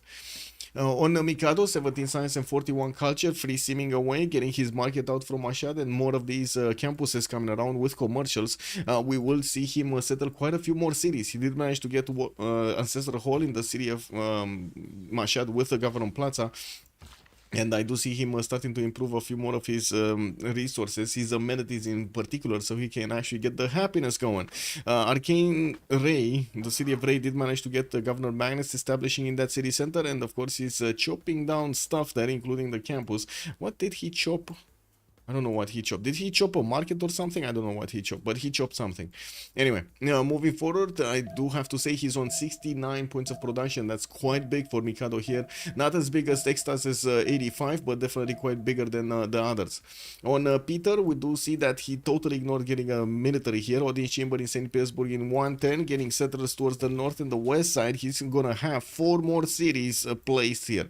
Now, I was expecting him to actually send one here, but to be honest, there's not that many hills or production around these camp tiles. I guess it is what it is. Kazan did also build the pyramids quite early, getting himself a free builder and also the ability to get more builders, right? That's amazing. With an extra builder charge, I mean. He can put Oracle on 1-2 road. What, here? You mean this? Yes, he can. The manager, okay, thank you. Where more sakas? Exactly, where more sakas, man. We wanna see more sakas. Okay, a 4th one actually joined the fight here. A 5th one even joined the fight. We do have Scythia with 3 horses going against Byzantium's Thessalonica. And I do have to say, it doesn't seem like he can actually punch through. Well, at the moment, we're actually going to need to see a few more sakas and the generals moving a little bit southward here, a little bit to the south to actually get those horses with all of the points. He also needs to figure out how to cross this river, and you can see he's trying to build a bridge here with his military engineer. This is going to help out his unit reinforcement so much during the game. Okay, well, we do have quite a few archers from Apology, from Byzantium, and I gotta say he cannot move and get another city here. Okay, Temenaki not even finished. No, I did read this, and I do want to double check if anything happened on YouTube. Yes, it did. Actually, Quality Dragon, good evening, sir, and welcome. And Papa, hello there, sir, and welcome. Yo, good evening. Yep, the French goat spawn. What is the spawn? Easy culture win. Well, let's see if he's actually going to manage to get the culture win there with France, but Pipo definitely has a pretty good spawn over here between Paris, Rennes, Rouen, and La Rochelle. They look good. We'll see. Looking at Xiffy here, we do have him with 29 points of faith per turn and 35 gold because of all of those camps improved. Did manage to get the city of Astrakhan westward and is plugging in Pingala in the city of Novgorod. Fufak has joined the round table. Fufak, thank you so much for the follow, sir. Much appreciated. You meant Scythia? Oh, you meant Scythia. Wait, what? What road? And why would he put it down? Okay, maybe I'm not following. Anyway, we'll see. It looks like a horse did die here from Byzantium. Sorry, from Scythia. One horse is missing. Oh well, I guess it is what it is. We do have the Saka starting to get into the forest, and they will have the protection of that forest when they're gonna get counter-attacked. Looks like Byzantium just keeps on trying to get as many horses out as possible, while Scythia bringing in those Saka horse archers. The numbers are starting to be quite scary. We do have him trying to keep his Sakas alive to actually get promotions, and of course you do see that whenever he's gonna get next to a horse, he knows the danger of getting attacked by horses. But yeah, we do see him doing quite a bit of damage here to Byzantium. This is the power of Scythia. On Scythia, we do have still only 6 faith a turn, and by the looks of it, yeah, there we go. Scythia just took down another one of those horses here on the right side, and will have the ability to do a lot of damage against the swordsman. Byzantium not actually having a general here kind of decided the outcome of this war. And to be honest, oh my god, is this gonna be scary as actually seeing them on again? Like seeing 1050 or something. Oh my god, can you imagine that? Daniel, good evening, sir, and welcome. My guy on Theodora not looking too hard. He's getting griefed. Yeah, he's getting griefed. He is by the hurricane. City, I need to build a city to push. You mean another one from Miriv to the southwest over here, like right in the face of Thessalonica? I guess we'll see if he wants to get that down. In the meantime, he just wants to take out the units of Byzantium, and you can see how he can actually take out these horses so quickly with the Saka horse archers. Scythia got griefed by the hurricane, actually. Over here in Shertomlik, yes, he did. The Kurgan got smashed, one of his horse tiles got smashed. He's going to need another builder there, but it looks like he's not interested in getting it. And in the meantime, of course, looks like Byzantium is losing more units here. Will probably lose another one of his swordsmen on the east side of Thessalonica. There should be enough damage between one Saka horse archer and 2 horses to take that down quite quickly. Yeah, there we go. He's getting set up. I don't know why this guy is outside of the borders. Do you know why this guy is outside of the borders? I don't know. Anyway, he's getting the culture going. Very nice. Everybody's getting Gorgo bonus now with Warlord's Throne. We did not have him getting one of his special buildings in the Gavron Plaza, while Pokrovka... No, sorry, Chertomlik did spend the time to actually get Warlord's Throne, so he's getting that extra production, and of course you've seen the culture popping off there. Very nice. Even the warrior, guys, even the warrior of Scythia is so courageous over here, or nonchalant, that he's actually going against Thessalonica with no fear. No fear. He's taking out horses, archers, spearmen. He doesn't care. He's taking them down. Byzantium is dead right now. Quality Dragon already calling it out on YouTube. It might be. He might be. He might be. Yeah, not respecting the Sakas, man. Not respecting the Sakas. Let me pop my chats out because I just realized that I'm not seeing both of them at the same time, and it's a bit of a problem actually switching back and forth. Okay, counter-attack. We did have Byzantium attacking last second over there against one of the Scythian archers, but if he does move forward with that horse, he's gonna just lose it. We do have, actually, there we go. He's gonna go for that one. This one is gonna get out. He's gonna get a promotion. New horses coming in, and I'm pretty sure the spearman is just gonna die this turn. Now we're gonna have the Saka horse archers take up positions in these forests and keep on peppering, make way for the new ones, and keep on peppering these units there. There we go. There we go. Another one got taken. And the general needs to move safe. He does need to clump up his units for the extra support. And of course, we're going to need to see if the Sakas are going to do the splash here. I think he should be able to take down another horse, right? He has 3 Sakas that can attack into this horse. 1, 2. Oh, never mind. He used his archer, so he grabs a little bit of health there. Doing the last hit with a unit from Scythia does give you that extra heal, and of course the archer just got more. Byzantium does have 2 archers here in the city of Constantinople, and they do have a fire solution on that Scythian archer across the river. It's a bit surprising that he's not actually moving to take them down. Oh, I see. Just one archer has the movement. And a horse. An archer or a horse. Come on, you can actually do this. You can do this. Walls coming up in 4 in Thessalonica, not gonna help though. The Saka horse archers usually do not care about the walls that much. They're just gonna take them down like they're butter anyway. We do have also Russia starting to place down his theater squares. Looks like also Stonehenge being built in Novgorod, with Bengala still appearing there. Major Zeta, thank you so much for the follow, sir. Good evening, good evening. Also, Mercurius Flavius was saying, I don't know much about playing competitive Civ, but here, the first pick Civ, breaking last pick Civ, made me think that pick order is not that relevant. Yeah, yeah. I mean, wait. Something just got lost. What? Oh, wait. Did Byzantium just take a settler? Did he just take a settler from Japan? Or somebody? Look at that. Notification settler lost. Somewhere, somebody lost a settler. Yeah, he definitely lost a settler somewhere. I don't know where. But he did. Anyway, we do have Kupe here. It's spreading everywhere. The Toa wall on the left side. Looks like he was worried that he's gonna also get attacked by Scythia, but Scythia never came to his cities. Getting his theater squares out to improve his mares, and I'm pretty sure he's gonna try to switch towards Free Inquiry Golden Age next time around. And we do have over here Kupe with 40 science and 41 culture, definitely quite big. Mikado on free sim, he's on 31 science with 60 culture, and I don't see him actually benefiting at the moment from any theater square. He's getting some Peridesas for the extra culture, but not very good ones. Look at this weak one. The 1 food and 1 production. Come on, man. Another 1 food and 1 production. That's just nasty.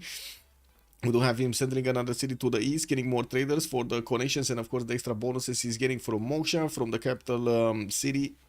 districts and so on. We do have Pingala establishing in Susa for more science, and I do have to say he did manage to arrive to 81 points of production, while also Xiffy did get up to 74. Extazz is still bigger than both with 112 on his side. And the Thor is so weak. Oh, you shouldn't disrespect the Thors. Don't disrespect the Thors. You never know when a Thor comes out of the forest, man. Wait, any chance Maori can pressure Scythia? There is a chance that Maori can pressure Scythia, but unfortunately I don't think he's gonna have... I mean, wait a second, he can actually get them through the seas. Yeah, he could move quickly with the Thors through the seas and not through the forest. That might actually give him how to say, the time he needs. But it's too late right now. Scythia is already starting to take one of the cities of Byzantium. Looks like he broke the defense of Byzantium. He does have a lot of sakas that are gonna need to get promotions and at the same time keep on shooting. He might just take the city, no? He actually might just take the city. Like this turn. Very bold to have an archer in the city center? Yes. Yes. He did move it out, but I think it was too late, right? At least one of the horses attacked into it, probably last turn. In the city state screen, we didn't check this out. Anshan with Bologna are still available for the science. We did have one of them being taken out, that's Mitla. I do see Vilnius with Ayutthaya and Antananarivo will be appearing for the culture bonuses. Looks like Venice with Cahokia and Zanzibar for the trade bonuses. And Gazargamu for military, and then Brussels for industry. Well, not that many city states. Quite a few of them did get taken down in the meantime, so the players do have more to benefit from. We're going to also need to take a look here in Gran Colombia's territory. Wallo's throne is getting built. Looks like he's getting ready to actually attack into, or I should say, get the production going to help defend and or attack against an opponent. He does have Russia northeast to go against, and I do see he just got to take down Vilnius with a few of his scouts and a few of his horses. Now that Vilnius city did manage to actually build a theater square, so he's gonna keep on repairing it. Entertainment complex in Bogota, he does have Wolostron coming up in 2. I do have to say he's going to need the arena, and we might actually see a Colosseum being built over here in Gran Colombia's territory. It still has a lot of chops. We'll see if he actually uses them for the Colosseum or something else. Okay, walls next turn in Thessalonica. We do have, again, I don't think Byzantium does, I don't think Scythia cares about the walls, but sure, let's actually see what happens next time. Okay, that's a... Oh my god, that Saka actually needed 3 attacks. A Saka to take down a Saka horse archery. Byzantium needed to do 3 attacks. Did he just lose another Saka? It's kind of nasty. Well, promotions coming out from Gwawel. He's getting the military engineer to connect the pathways and keep on building the roads here. We did have a few more horses from Byzantium showing up, and to be honest, at the moment, it does seem like Scythia does have a choice to actually trade that horse he lost next to Thessalonica with another horse from Byzantium. We do have new ones coming in anyway, and by the looks of it, we're going to need to see him, keep up the production. He definitely will have also the ability to buy some units with faith, but he doesn't really have that much faith per turn. Still didn't repair the insert tumbling what was damaged there. Russia did get to 2, 4, 6, 7 cities. We do have, I think, him with the biggest number of cities, or Japan, 2, 4, 6, 7. Okay, he's tied with Japan actually, and they are on the same team. They could even trade with each other a little bit later. I'm pretty sure Japan can get a city here towards the northwest with more harbors coming out from Japan. He's getting a few new horses, and I do see him starting off on his Holy Cyprea project. He probably wants a religion before the next era, so he gets that era score going. We're 8 turns out from actually switching the era, and the players already are preparing to get all of their era score bonuses. Damori is only 33 out of 44, so definitely will need a lot of points, 21 points to be exact, to actually get the golden age. Okay, looks like Byzantium is just straight up buying units right now. They have so much gold. Well, Extazz is making 78. We do have him losing 12 a turn. Floppy is on 43, and then Pipo on 50. On the other side, we don't have anybody that's making as much as Extazz, but we do have Mikado on 60, Xiffy on 52, and then Damori with 33. And taking a look at this, we got some last moves coming out from Scythia, getting onto the Gavron Plaza that he could actually have a attack solution on that archer, but no first moves. And this is is the tricky part when you don't have first moves against your opponent. You cannot afford to do this, unfortunately. You need to always take into account that you're going to need to put your units in a location that they can withstand damage, like from the units that could attack into them, because otherwise you're just going to lose these units like this. Better to take out the units. Yeah, true. Better to take out the units. I was thinking he's gonna take out this horse, but it looks like he ignored it. I don't know why he's ignoring the repair after Hurricane, to be honest. At least the builder buy, because they don't need to upgrade anything next 10 turns. Yeah, true. That would be quite nice on them. They do have the gold on the Xiffy, for example, for builder buy. Catapults coming out from Scythia. I have no idea why he's actually bringing catapults to the party, because the Sakas could have done the damage anyway. But anyway, he's gonna focus on the units. With 3 more Sakas, 4 and 5 actually coming in. We do need to see Scythia. Oh, he did get the horse to take out. Oh my god, he actually got to wrap around the city of Thessalonica and took out that archer from below. He does have a general that's exposed, and he definitely needs to put a horse on it. And that's kind of weird that he actually exposed this general like this. But anyway, we do have the new Sakas also getting to make a line behind the horses of Scythia, so they do allow the Byzantine units to attack into the horses without having access to the Saka horse archers. This is very important because the Sakas are not that strong on the defense, right? You do want to have them protected as much as possible, but because they do pack a punch, a serious punch against their opponents. Got this, we got this, we got that, we got that. Give me a second, just clicking buttons over here on my left side. Okay, there we go.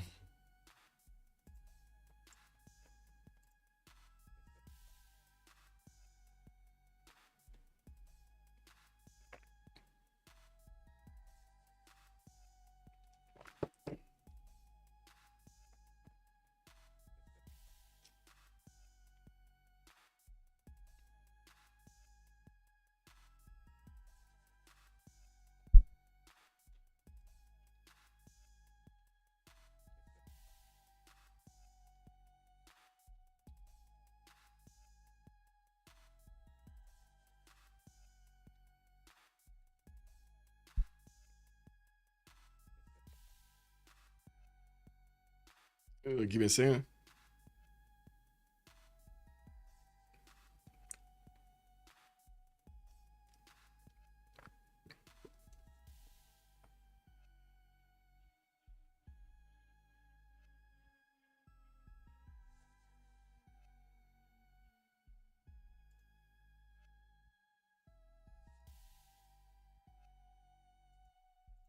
Oh well.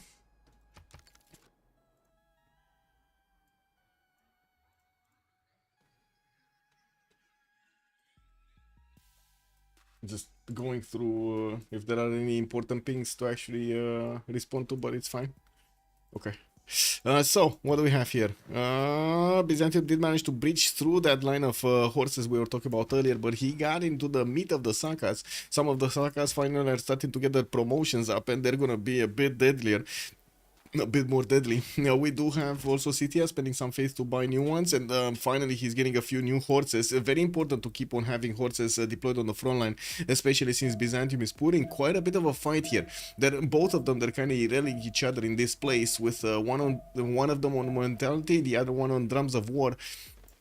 We do have also Scythia here with 45 production versus Apologies 40, but of course there is that extra faith that he's making.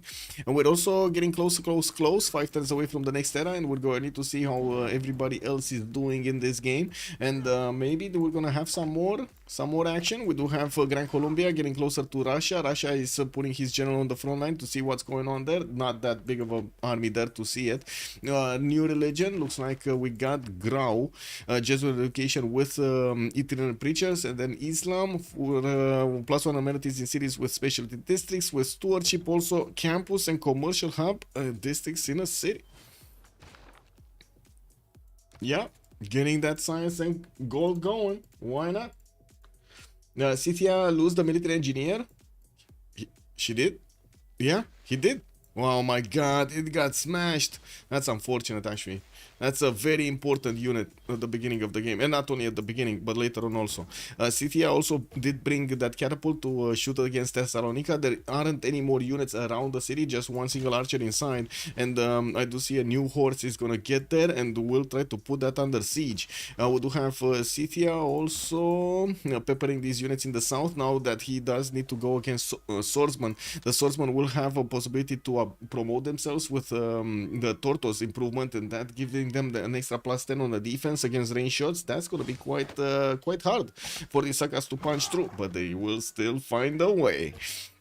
In the era score screen, we got Floppy here 10 points off from a golden age. Pipo is 8 points off. Looks like Extazz is gonna just be 2 points off.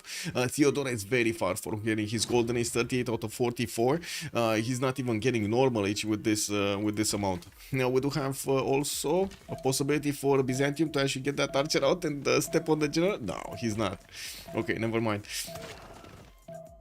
Oh no, he's gonna lose this horse again because first moves. Yeah, he's definitely gonna lose this horse again because first moves. Damori is only 10 points away from 9 points away right now from a golden age. Looks like Gwawel is gonna be dark age. Mikado, dark age, Xiffy 2 points off from a golden age. It's quite curious that Mikado is not gonna get his golden age. Wait a second, really? He's not gonna get a golden age? Okay, he can get a boat. He's gonna get some improvements in the water. He can chop something from Pasagard. There are only like what, 4 turns? 4 turns remaining. He needs to do something here. This is a lot. These are a lot of points. 14 points are separating him from actually getting the golden age. This is, I mean, I guess he can get bronze, ironworking, he can get an immortal, right? That's 4 points. He already built a Peridesa, both at 6. A wonder maybe chopped in Mashad or Pasagate, because he's just getting that Magnus over there. He does have 2 chops. Maybe he does have the ability to actually chop one. I don't know, I'm just trying. Oh, he's also gonna get the divine right. Okay, that's like 9 points. So he does have the ability. Let's see if he's gonna get it. +3 campus. Is that the first +3 campus he's getting? I think so, right? That's another splendid. Yeah, I think that's the first one. I don't see another +3 anywhere. Anyway, let's see. Thessalonica half HP. We do have another one of those swordsmen. 2 of the swordsmen being taken out actually from Byzantium, and it does seem like the Saka horse archers are just managing to go through the Byzantine defense like nothing.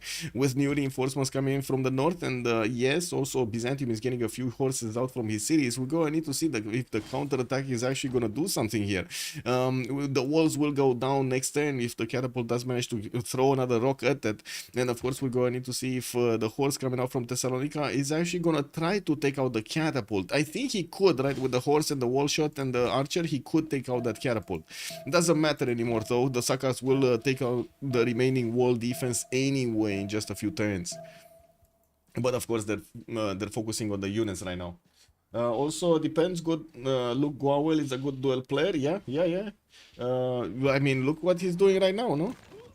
And yeah, there we go. He's actually taking out that catapult immediately with the horse. Makes sense. Makes total sense. Okay, Saka horse just coming in. We will see this horse taken out. It is what it is. He's gonna have at least 3 Sakas to attack into it. Or 4 Sakas actually to attack into it. And he's trying to put the city of Thessalonica under siege here.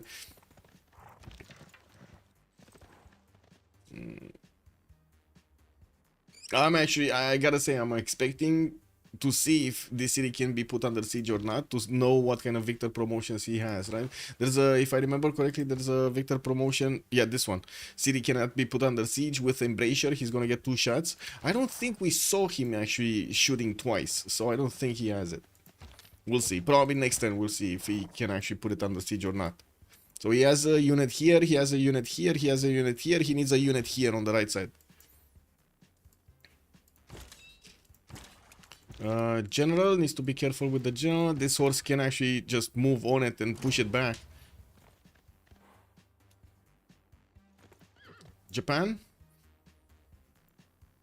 Some of the first industrial zones are starting to be placed, +5 over there in the capital city of Kyoto, and we do have more commercials, or I should say some commercials coming out from the inland cities of Japan here, trying to get those extra trade routes from each of his cities. Now we do have some quadrims, and one quadrim which probably he did manage to get with one of the admirals. No way he builds a fleet in the Sea of Okhotsk because he doesn't have anywhere to go. And wait, Byzantium. Wait, Marcus, also good evening, sir. I think that's the last one I didn't check. What timing for Scythia? Cuirassiers maybe an upgrade to tanks in Scythia's lands. For what? For Nader Shah, you mean? To go against maybe something like Kupe? Okay. Also, Byzantium is like a lion cub. You let that thing grow, it will eat you. Scythia doing good job shutting them down early. Yes, BlazeCat Games. Good evening, sir, and welcome. Also, Battlecruiser was saying, depends on where the Syria will be on that point. If it's gonna easy kill Byzantium and will be 10 times out of cuirassiers, it's pointless to go before tanks. True. If it could be, if it would be cuirassiers against coursers and zero science, it would be easy kill. Yes, sir. Yeah, but I think Kupe will have quite a bit of science in between, and he's just gonna bank up on a lot of difference in the science and in the culture between him and Gwawel. So the city is under siege. We do still have 2 horses that could attack into it, and it should be taken down this turn. It should be taken out this turn, or it's no. Oh my god, man, he's like leaving it on such a low HP range. Anyway, he did get the promotion there. It should be fine. There were possibilities to get some Sakas, but I think they should actually take out this archer rather than the other thing. Oh, never mind. He did have more horses there. Okay. Well, Byzantium lost a city and lost most of his units. We do have him trying to get a settler out to west side. I have no idea why. And to be honest, I do see a warrior here from Constantinople. He was probably trying to get another production city to go. Unfortunately, he never actually got to place it down. And now we know why he didn't have enough units, because he actually got a settler in between. And Byzantium is gonna die now? Yeah, he cannot escape. He cannot escape. There's no way he's escaping here. And these Sakas are breaking through the line of defenses of Byzantium, managing to actually spread apart these units and not giving them the support bonus they need from their allies. And since Byzantium never actually did manage to get the general, yeah, you see what's going on here. You see what's going on. It was a must. It was a must to have a general. Anyway, we do have some horses from Gran Colombia actually getting into the Russian territory, and one of the scouts, the cat scouts in Astrakhan, actually starting to pillage the cotton tiles. Russia reacting with some of his horses, and I do see Russia. Wait a second, let me see. Xiffy 53 science, 41 culture, Floppy 45 and 73. 125 points of production on Xiffy with 41 faith. It does look much better than Simon Bolivar's 94 and very little faith there. We do have more of these amphitheaters coming in for the culture, and I do see him building the Oracle in Novgorod, which is going to give him very good theater squares. Unfortunately, he didn't place this one where it should have been placed for a +4. He just got a +2 there. Anyway, here it looks like Thessalonica got placed. Scythia does need to move forward. He's probably going to want to grab the tiles around Constantinople while he's peppering down these units, defending it on the western side. I don't think he actually saw the settler yet. He shouldn't have enough vision to see 3 tiles away. There we go. He doesn't have enough vision yet. A wall's going up in Constantinople next turn. We do have the Sakas also needing to move. At the moment, they didn't actually get into all of them. They didn't get into positions to start shooting, but I'm pretty sure he's just waiting, you know, biding his time to get all of those there. Byzantium horse is MVP. Yeah, the one with the one that took out that siege unit, catapult. Yeah. Okay, more horses, more horses, more horses. There's a catapult getting built from Thessalonica, and I do see Sun Tzu is going to need to recover, get back on the front line then. We do have Scythia trying to get another catapult from Pokrovka, but that's going to probably take a bit too long to get to Constantinople, get built, and get to Constantinople. Oh, there we go. He just bought one in Thessalonica. That is much faster. Also, no, this one, which took the engineer. Wait, what? Which take engineer? What does it take engineer? What does it take engineer? Also, they need a lifeline. Call a friend. Yes. He has an escape settler on Tundra. Does he? What? Oh, he does. He's getting out of there. He's trying to get out of there. Okay, okay. Is he actually gonna get anywhere useful? I mean, I guess Extazz is on the right side, but I'm pretty sure that this land is not gonna stop the Sakas from following this up. And it's not like he can actually get in good enough time to the cities of Maori, right? To be close to him. He's probably gonna get around here somewhere to settle. Anyway, let's see what happens with the Scythian units actually taking down. How fast he can actually take down Byzantium's defenses. I think it's gonna be quite fast. We are, by the way, in the new eras, and we do have golden here on the side of DShark with a golden on the side of Arcane. Gwawel is Dark Age, and we do also have Apology in the Dark Age. I do see Scythia is not yet putting his +5 card on. This is what I'm waiting to see, if he's getting his +5 card on. I don't see it. From the Dark Age, of course. We're gonna have a pause here for the World Congress session in just 1 minute, for 2 minutes. And we'll see after that how the players are gonna have their Golden Age bonuses chosen, what kind of yields they have, and so on. I do notice Extazz is on 8 cities. We got Floppy on 8 cities, while Damori is 8 cities. Also, Mikado with Xiffy are 4 cities of their own. We do have in Russia's territory also him managing to push back the Gran Colombian horses. He did get a few tiles pillaged, but it is what it is. I guess the cost of war. We do also have some theater squares, temples getting out for the extra phase generation and of course the bonuses of food because of his Feed the World. While he's also gonna get industrial zones coming around from Novgorod. That's gonna be a +6 when he's gonna finish it. Of course, he does need the aqueduct to finish from St. Petersburg, which is gonna give him a bit more housing. Now we do have amphitheaters for the extra culture, and I do have to say Xiffy right now is only 47 points of faith per turn. That's before he gets all of his temples done. Also, this one is MVP because it stops the Scythian roads going. Oh, I see. Yeah. City of Constantinople already under siege. We do have the Scythian units just waiting for the catapult to start shooting, start kapowing, and it looks like also the Saka horse archers are wrapping around the west side here to stop that settler from moving anywhere safe. Oh no! Why did you leave the oh my god. The general got pushed back in Thessalonica. He's gonna need to move back to get that going. Anyway, let me actually finish this. Digital, and we're gonna have a pause.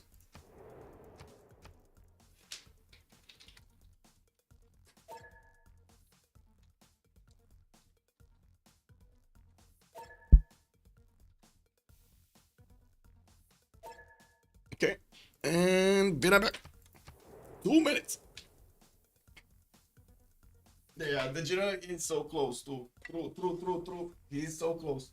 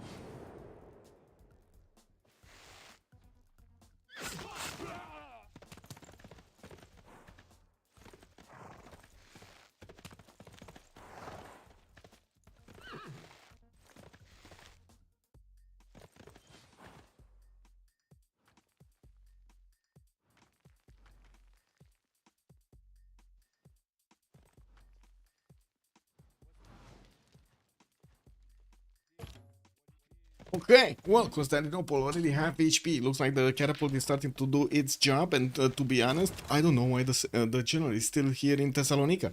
It does have the movement, it just needs to move forward to add an extra +5 to all of these units around. Oh, finally, he got it there after he actually did all of the attacks. Wow. Wow. It happens, guys. It happens. Hojo, Tokimune, Damori, -20 population growth. We got Monarchy here getting a wildcard policy slot, and Hojo is going to get his 2 Diplo points. Looks like Damori is on his track to get the Diplo victory. Of course, if they do manage to take out one of the players of from their opponent's team, Diplo victory is going to be quite easy, or easier.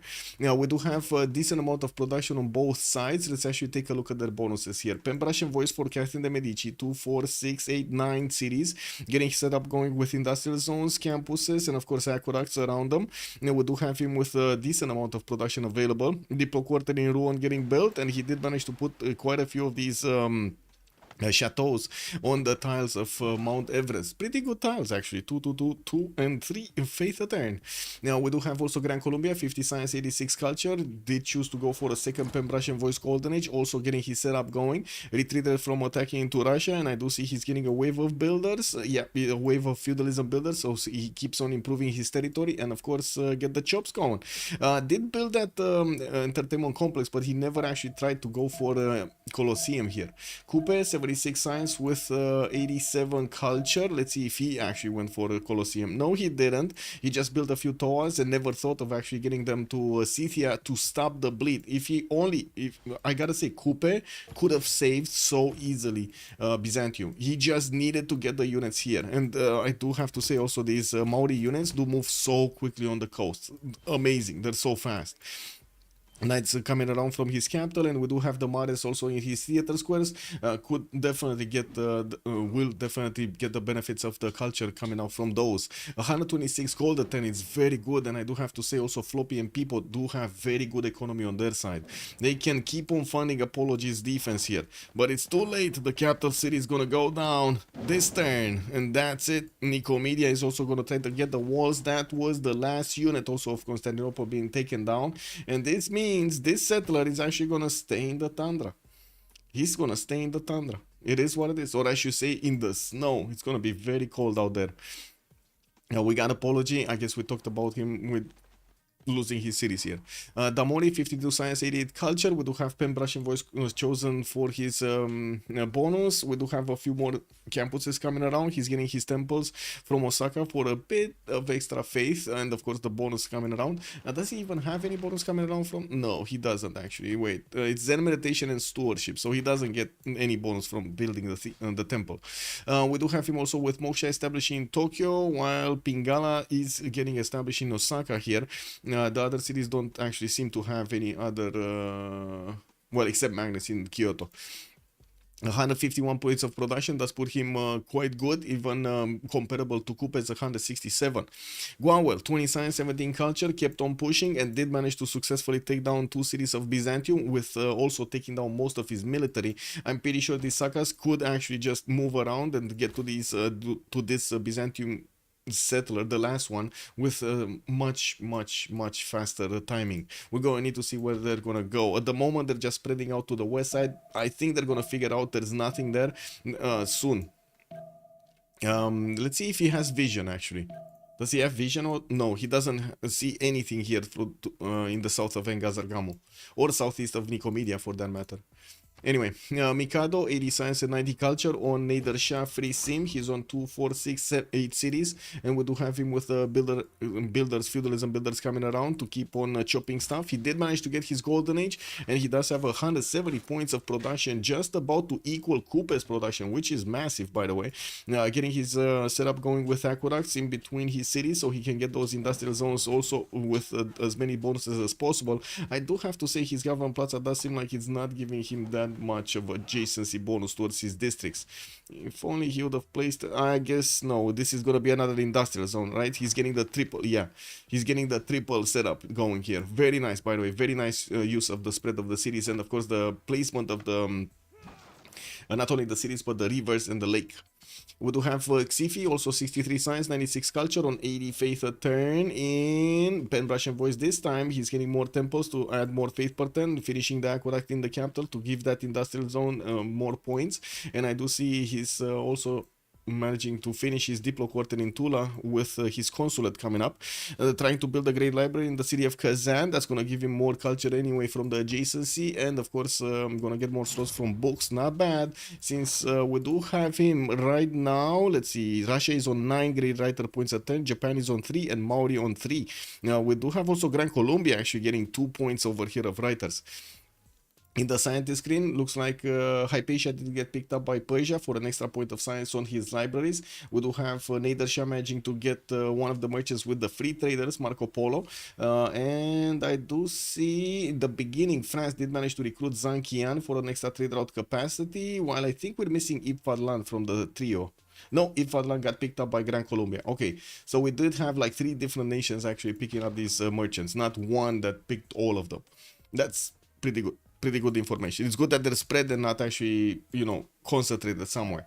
We do have Ansira actually settled here, and it looks like Byzantium is going to have quite a bit of a problem. He's going to need to improve the fish tiles to keep that city growing, and I'm pretty sure he's not going to get enough production from these 0 yield tiles. By the way, the snow, the flat snow, it's 0 yields. He does have maybe, of course, if he's going to get some money from his allies, he might actually buy out some of the forest in the north, and I'm pretty sure the fish tiles are kind of necessary to improve here. We do have Nicomedia's walls about to go down. I'm pretty sure the catapult is going to need to move forward, while the Sakahor archers will need to keep on moving, make way for the other units to cross the rivers here, so he can actually keep going southeast and get to the city of Ansira. He doesn't know about it, he doesn't know where it is, but he can actually figure out that there is an extra city here for Byzantium. If he takes a look at the great people, for example, if you take a look here at the great prophet points, if you hover over the icon of the empire, you can see the city names, Ansira and Nicomedia. He sees Ansira, he doesn't see Nicomedia.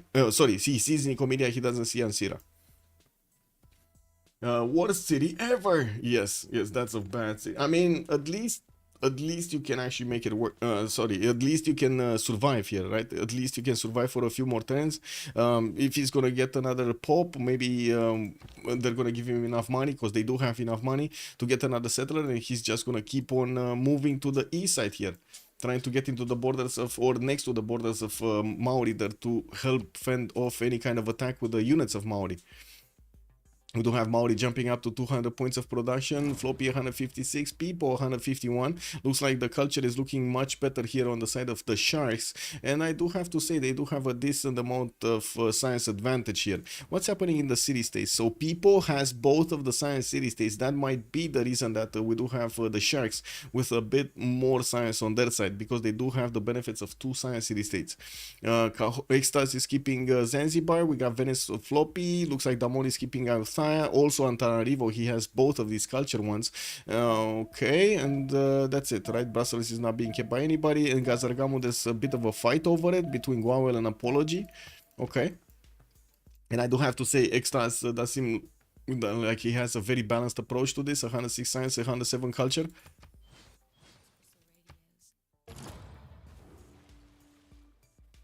Honda Spaceship, good evening, sir. He doesn't need production, he just needs 2 pop. Yeah, I think that's what I said. But he doesn't have Celestial to chop. Yes, he will be okay with the lucky fish. I mean, it only takes him a few turns to get growing, right? Yeah, there we go. One more turn in Ansira to get growing. It's fine. Should be fine.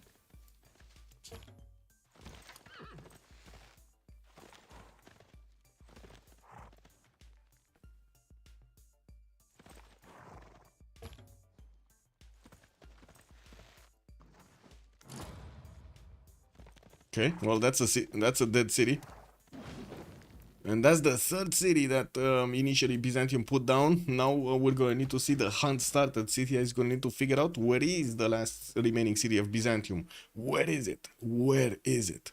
It can't be in that many places, right? He either is over here on the direct east or southeast somewhere. I don't... yeah, he does have visibility over here from Japan. He knows there's no city over here. So, yeah. these are the spaces, right? Here or here. I think he can use the lens, right? He can see the lens of the loyalty. I'm pretty sure he can see the lens of the loyalty. Why don't I see loyalty from Byzantium? Wow. I think this is the first time I see no loyalty somewhere. This is no loyalty from Byzantium, guys. No loyalty. You smell the fear? Oh, yes. BlazeCat Games, despite our efforts, the last Byzantine eludes me. He's out there somewhere. The Scythian Empire's greatest threat, the last Byzantine. Oh my god, you're talking about like it's from how to say, not Rings of Power, when they were searching for the last one, One Pope gives no loyalty. Yeah, I guess one Pope gives no loyalty. They need two to multiply. Maybe it's gonna appear next turn. I don't know. Kick W, man. It's even a capital and it's not applying loyalty. This is incredible. You see these numbers, right? The -2s, these are loyalty numbers. What is... Oh, yeah, there we go. There we go. So now he can see it. Now he should be able to see it. Let me switch the vision here to Scythia. No! He's not seeing it. This is incredible. The -1 is right below the iron in the fog of war. This is incredible, man. Yeah, I was actually referencing The Last Airbender, but that works too. Yeah, I know. I don't think I've seen The Last Airbender. I think I tried watching it, but I don't know, something just didn't click. It is what it is. And I do have to say, in the last period, I just didn't have that much patience to watch movies anymore. It wasn't any interesting. And I gotta say, I'm gonna need to take that back from saying Alien was an interesting movie, like the last Alien. I can only watch it once. I tried watching it a second, and that's basically my, how to say, my rating system. If I can watch a movie multiple times, that's amazing. If I can only watch it once or twice, not a good movie. Not a good movie. I don't. Do you guys do the same? I really like to rewatch. Like I really like to how to say experience the movie multiple times. Surely you must have watched the older. I must have. Yeah, Muzrat also. Good evening, sir. The live action sucks. Yeah. Maori needs a diversion to create one. Well, Maori does have a bit of a problem here. Scythia is starting to get ready with the coursers. We do have Scythia 2 turns out from getting castles, and of course the coursers are gonna do quite a bit of damage against these Toas. They might actually just wrap around them and try to get into the main cities of Maori, just passing these Toas by. Wait, especially the first live action, that one was atrocious. Oh. Pronounce main character's name wrong. Nobody could act legit. They were just talking. I'm telling you, man, BlazeCat, I think they're finding these actors on Fiverr or something. Like, really. And like, I don't know what's going on. And they're going for the cheapest ones or something. They just cannot act anymore. The Last Airbender first released as a multi-part animated series on Nickelodeon. Okay. Is that like a Netflix thing? Because Nickelodeon is, I know it's a channel on TV, but I haven't been watching TV in like 20 years now. You think there was nepotism from the director or something? So the quality was horrible? I mean, they were child actors, but still. Yeah, I don't know. I have no idea about the details. I just know they need to fix it. Or I guess they don't care, so we don't watch the movies. It's fine. We're just gonna need to somehow find some other source of actually seeing creativity in work.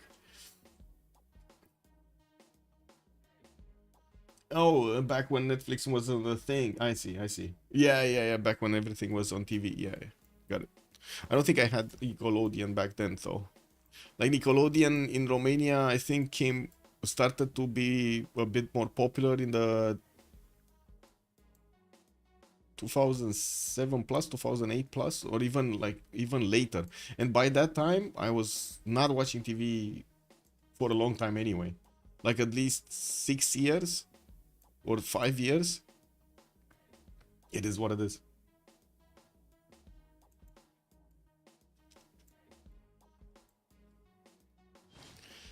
Anyway, looks like Maori is getting campus research projects. He's getting ready to try to recruit Newton or Ip Khaldun.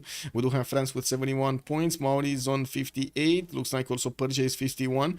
Japan is on 5. And the next one is Abu Al-Qasim al-Zakhravi. We're going to need to see also here what's going on. Now, Ansira did manage to get another settler moving, and he will get another population here in 2 turns.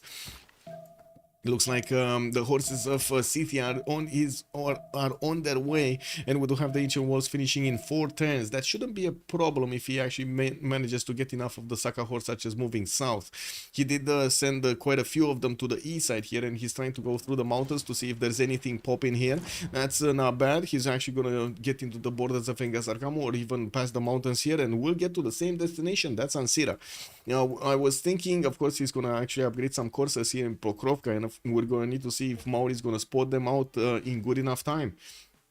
Looking here on Persia's territory, we do have him getting his markets out, and Persia is on 100 science, 121 culture with 224 points of production. Looks like he's keeping up with Kupe quite nicely in the production screen, but not in the science. With Extazz, both him and Mikado actually in Pen-Russian voice, it does seem like Extazz does have the better campuses.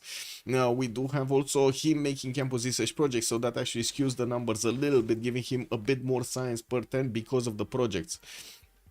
I don't see projects around here in Persia's territory. Oh, wait, I see one. That's a camp. Okay, I see one. Now, we do have also Xiffy, 95 science, 118 culture, next to Floppy's 90, 104. Looks like they all are also keeping up quite nicely next to each other, while Xiffy does have bigger points in production with 192. He also has the 124 faith per turn to work. Not amazing goal per turn, but they can get by with Xiffy on 65. We got Mikado on 99. Gwawel is losing 20, but it shouldn't be that big of an issue. And we do have Damori on 101 goal per turn also, with 207 points of production here. He's getting his massive campus research projects, and I do see him pushing his advantage when it comes to the Diplo, getting Mahabodhi temple in the city of Osaka next to the holy site with a temple. That's why he built a temple, for the Mahabodhi temple. As long as Maori attacks, everything will be fine. Yeah. I don't use Netflix, to be honest. I'm more of a Crunchyroll guy, cause anyway, I see. Luxembourg, also good evening, sir. Research Antarctica. Yep. What's the cheaper? Wait, Nickelodeon is the more successful version of Netflix. I see. Okay. Yeah, the 2000. I don't think I was watching TV anymore in like 2000 plus.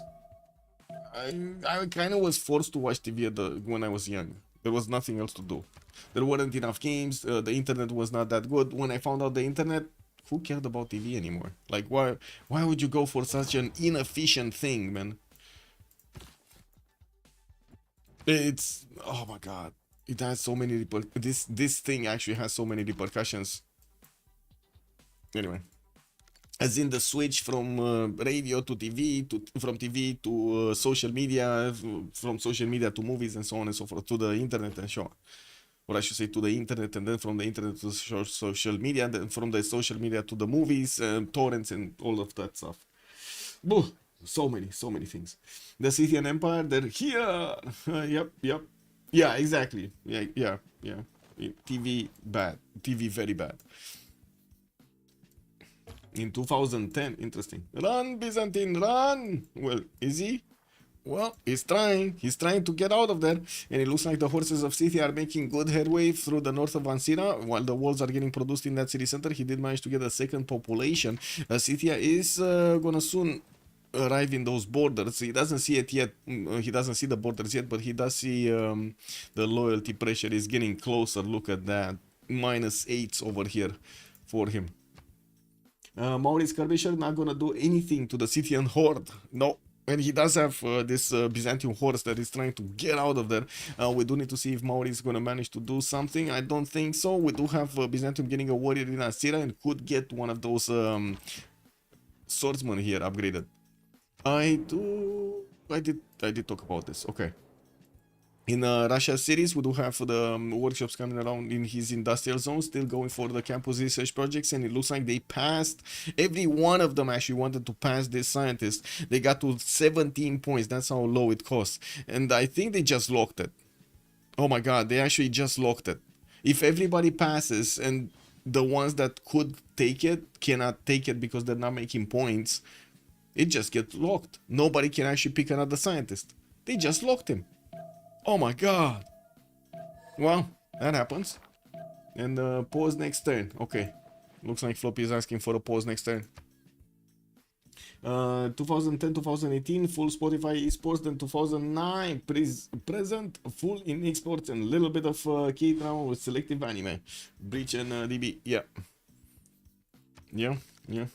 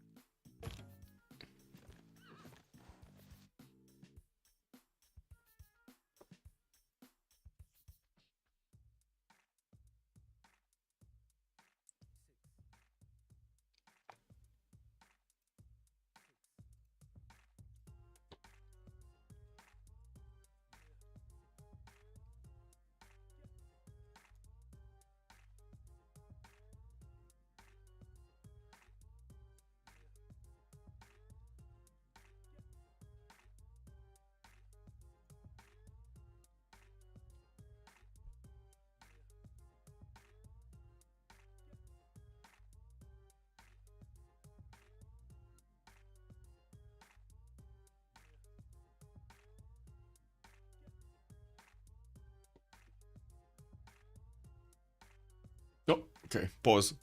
Oh, 10 minutes. Okay, let me actually put the timer here. Clicking on timer. Wait, would be fun if that military CS gets levied by Scythia? Yeah, here in Gazargamo, yeah. And do some damage to Maori as well. It is what it is. Oh my god, that's a lot of units that are going towards the south. Anyway, didn't Gazargamo get... Oh, it's still contested actually between Gwawel and Apology. Scythia is trying to actually get that. Is trying to get that.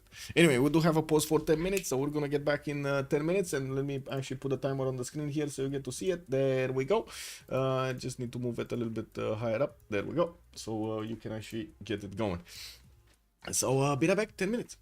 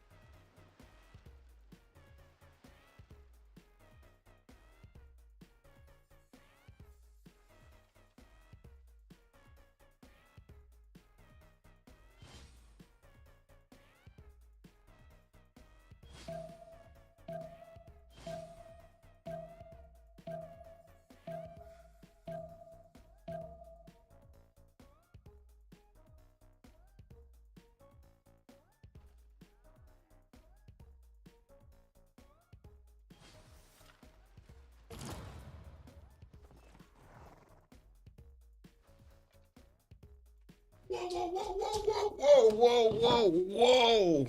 It started! It has actually started! So many times does Byzantine need to settle the city? Wait. So how many times does Byzantine need to settle the city? Quite a few turns actually. I think it's gonna be at least 6. At least 6. Like these horses are gonna take at least 4 turns to actually, 3 turns, 4 turns to get to Ansira, cross the river and start attacking into it. And it's not like the horses can attack into it. That city is 40 strength. It did manage to get Governor Victor in there. Anyway, I do see people jumping up in science and culture, 135, 157. He's going to need to counterbalance the lack of apology here. We do have him getting industrial zones and more commercials, where I do see university, and I do need to check off the timer, no? Yes. There we go. I ticked it off. Faith by Scientist, he's the one. Wait, is it the one? Uh-oh. Is he going to manage to... Wait. He did buy it. We do have Catherine managing to get Newton. Ibn Khaldun got picked up by Gran Colombia. Looks like Galileo Galilei got picked up by Maori. And then we did have Emily Duchâtelet, which, I mean, it doesn't matter anymore. It's on Persia. Persia did also get to 130 and 130 science and culture, while we do have him on 258 points of production, keeping up quite nicely with Kupe there, both 3 simmers. And we do have more campuses coming out from Persia to add more of those science points on his side. And of course, I do see new industrial zones getting placed next to aqueducts to get the production going. He's also gonna get the Russian faith being spread to his cities, and we're going to need to see what Russia did pick up for the third one. The third and the fourth belief, he went for cross-cultural dialogue to get the science for each 3 followers of this religion in another civilization. Very nice. And also Watts for more science. No surprise that he's already on 123 science and 137 culture. He did manage to actually put down another wonder here that's being built from Novgorod. I think he lost one, right? He wanted to build Oracle and he never actually got it. The placement of the Kilva is going to give him finally the extra adjacency he would want on the theater square. We do have a few more of these industrial zones coming around, more monuments for the extra culture, and what's getting built for the extra science. Now looking here, we do have these units finally from Scythia getting past these mountains, and of course he's going to need to be ready with the Saka horse archers to start to attack into Ansira. Since Byzantium did upgrade one of those swordsmen in there, that city is quite strong, 50 defense strength. He does also have a bull, so he's getting extra heals every turn, not that it matters that much right now. The Sakas barely get to pepper this city. It's 50 strength and it's gonna be hard for the Sakas, but there are so many of them, they will get to overwhelm the defenses at some point. We got Scythian coursers coming around, and I was expecting him to actually upgrade these ones so he can actually go to Maori and start bonking some of those units over there. Looks like at the moment he's choosing not to. We do have Gwawel going for his mathematics, getting his naval tradition, and maybe in the meantime he's gonna add more science and culture points, and of course get to actually improve his territory, because he didn't have time to improve his territory. We definitely have him with the possibilities to settle a lot more cities. He will need to settle a city on the coast, probably to the west of Pokrovka here, so he can get the trades going towards Japan, or maybe this is to trade with Persia, I'm not sure, but anyway, we'll see. Japan is getting industrial zone logistics. Looks like the next great person here is going to be Isodor of Miletus on the engineer screen, and Hojo doesn't have that many points. He's going to need at least 2 projects to get there. New industrial zone from Tokyo. He did build his Colossus, so he can actually get an extra trade route capacity here. Mausoleum at Halikarnassus in Kyoto, so very important actually to get Isodor on his side. He did get Bisheng earlier, and I do see him getting a few more theater squares. He did also get his Mahabori temple finished, and Japan did just get scripture for the extra religious spread, 25% stronger. Now he didn't get his 4th one, and I don't know why. He does still have the apostle. He just didn't get it. Okay. Well, maybe he wants to spread it a little bit, spread his religion a little bit. Maybe that's why. Didn't care about the extra era score. Okay, it is fine. Let's see what's happening here. Okay, another horse got in. We got the horses on the right side. Of course, the settler, the other settler, the second settler of Byzantium just keeps on going towards Brussels. And we're going to need to see if Scythia is going to manage to run him down. It seems like Byzantium kind of got away. Right? Kind of got away. That city has no districts. It's Governor Victor. Governor Victor in there. With the +10 from the swordsman. Yeah, so +5 enhanced defenses from Governor Victor with the 8 Palace Guard. We got Garrison Swordsman +10, and then +1 wall defenses. Yep. Scythia is irrel at least, yeah, but the horses can now just run around. Well, I wouldn't really say he's irrel. Exactly, he can run around and pillage, and that is not really irrel. It's gonna put a lot of pressure on Kupe, and if Kupe needs to actually keep on, like, balance out his sim production with his other needing production, like units, for example, to defend himself, he will slow down significantly versus Mikado or Xiffy. We do have Chichen Itza actually getting built here in Tokoniaga no Kupe, which is going to be amazing. He has so many of these rainforest tiles in his territory, which will benefit from an extra point of production and also getting that culture through. This is going to be amazing. This is going to look awesome on his side. Now, he is trying to actually get into Antananarivo's borders, but unfortunately, even if he put that city under siege, the city is way too strong for these knights to actually get through. Yeah, and I think we're gonna need to wait for the last move here from Gwawel to get to see him enter the borders of Ansira and wrap around with his horses. He's gonna take quite a bit of damage from actually Governor from the wall defense, and maybe even some Byzantine swordsmen here. We're gonna need to see if the Sakas are gonna be able to withstand it. Okay, he's trying to figure out if there's another one. Okay, that's good. That's good, actually. It's good that he's going to the east side here. There are some coursers also on the way with generals, so we will see higher strength units be able to attack into Ansira if necessary, and of course they will also get to attack into the other city here. I do have to point out Mauri does only have a few horses in the water, did not actually get stronger units in Ruatoria, but he might actually get the ability to upgrade them anyway, right? The horses do have the courser button, it's just a matter of putting some gold in. There we go. Yeah, Victor Palastri, the sword, the base, yeah.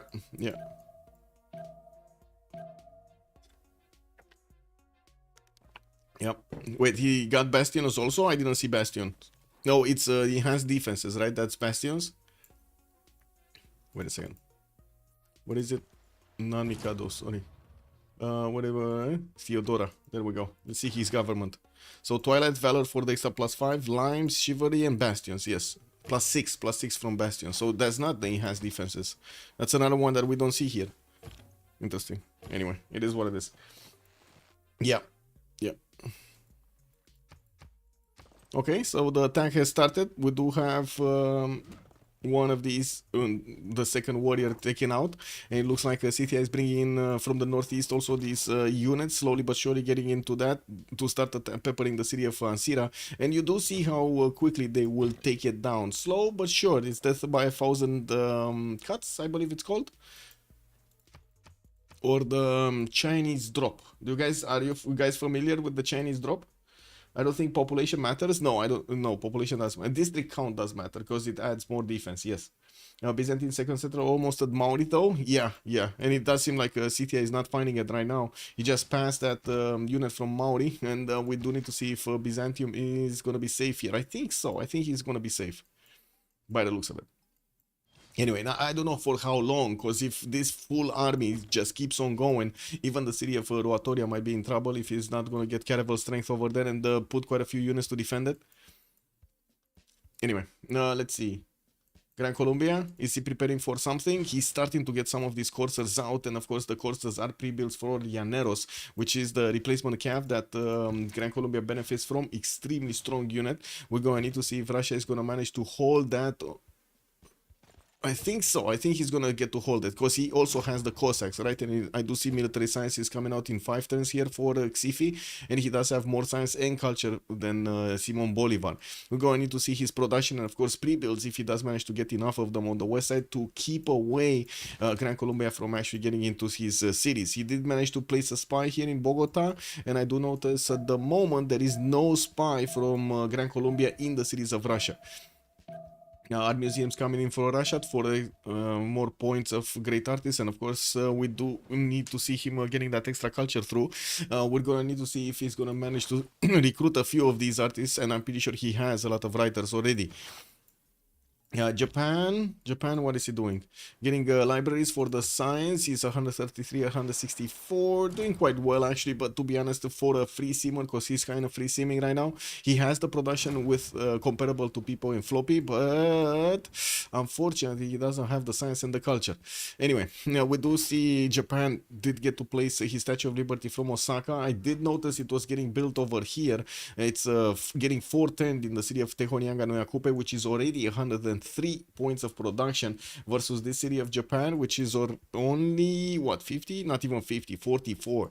Now we do have him with Isodor with 3 charges available to plug in Statue of Liberty, and I guess the question is, can he get it faster, guys? With Isodor, this is a big question. Can we? Oh my god, I can't put up a poll. Who got the Colosseum? I don't think anybody got Colosseum. This is the non-Colosseum game, guys. So no Colosseum over here.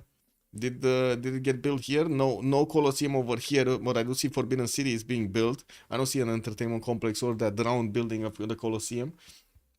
Did France get it? No, but I do see France is receiving some help from the coursers. I'm not sure where these guys are going. He's also getting Potala Palace in 7 tenths from Panis, trying to deny the extra Diplo point from his opponent from Damori.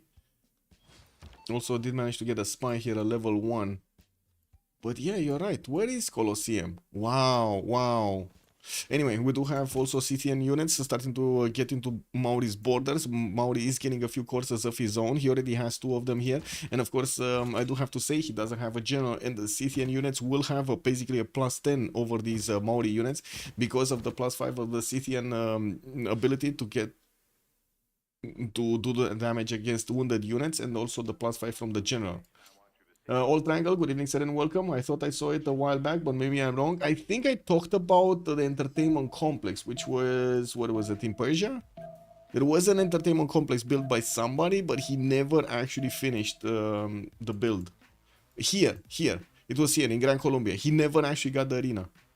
In Colombia, yeah, Draconian, good evening, sir. Yeah. Kilva was taken from Russia. Who built it? I don't know.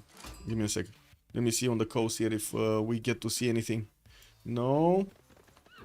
Here? No. I don't see it on the coast. Do you guys see it? I don't see it. Anyway, 3-10 statue. Let's see here. 10. It might be enough. Oh no, that actually just shaved off like what, 3 turns from it? It might not be enough. Isodor might not be enough for it. Anyway, we got some more industrial zone logistic projects. I don't think it's gonna be enough time to recruit another one, but he will have Filippo Brunelleschi to actually get in there next turn. So maybe. Filippo does put more production, right? From a charge. Is 157, and Isodor is what, 100 something, 120? What is Isodor?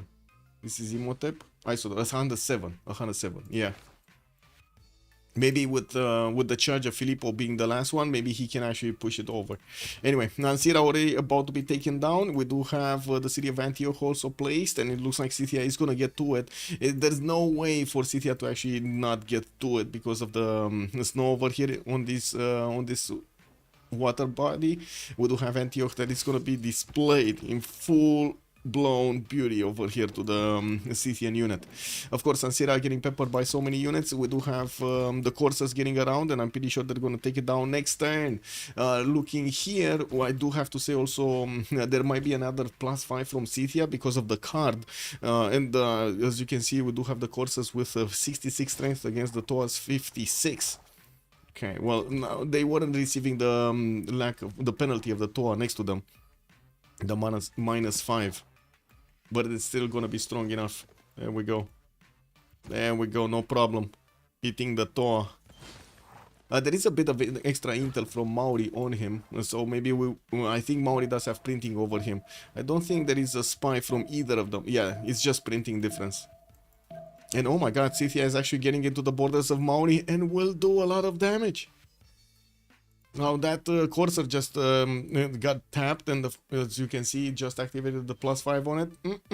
Maori, Maori, Maori. Oh well, Maori, Maori, Maori. 2 turns for Statue of Liberty. Let's see it here.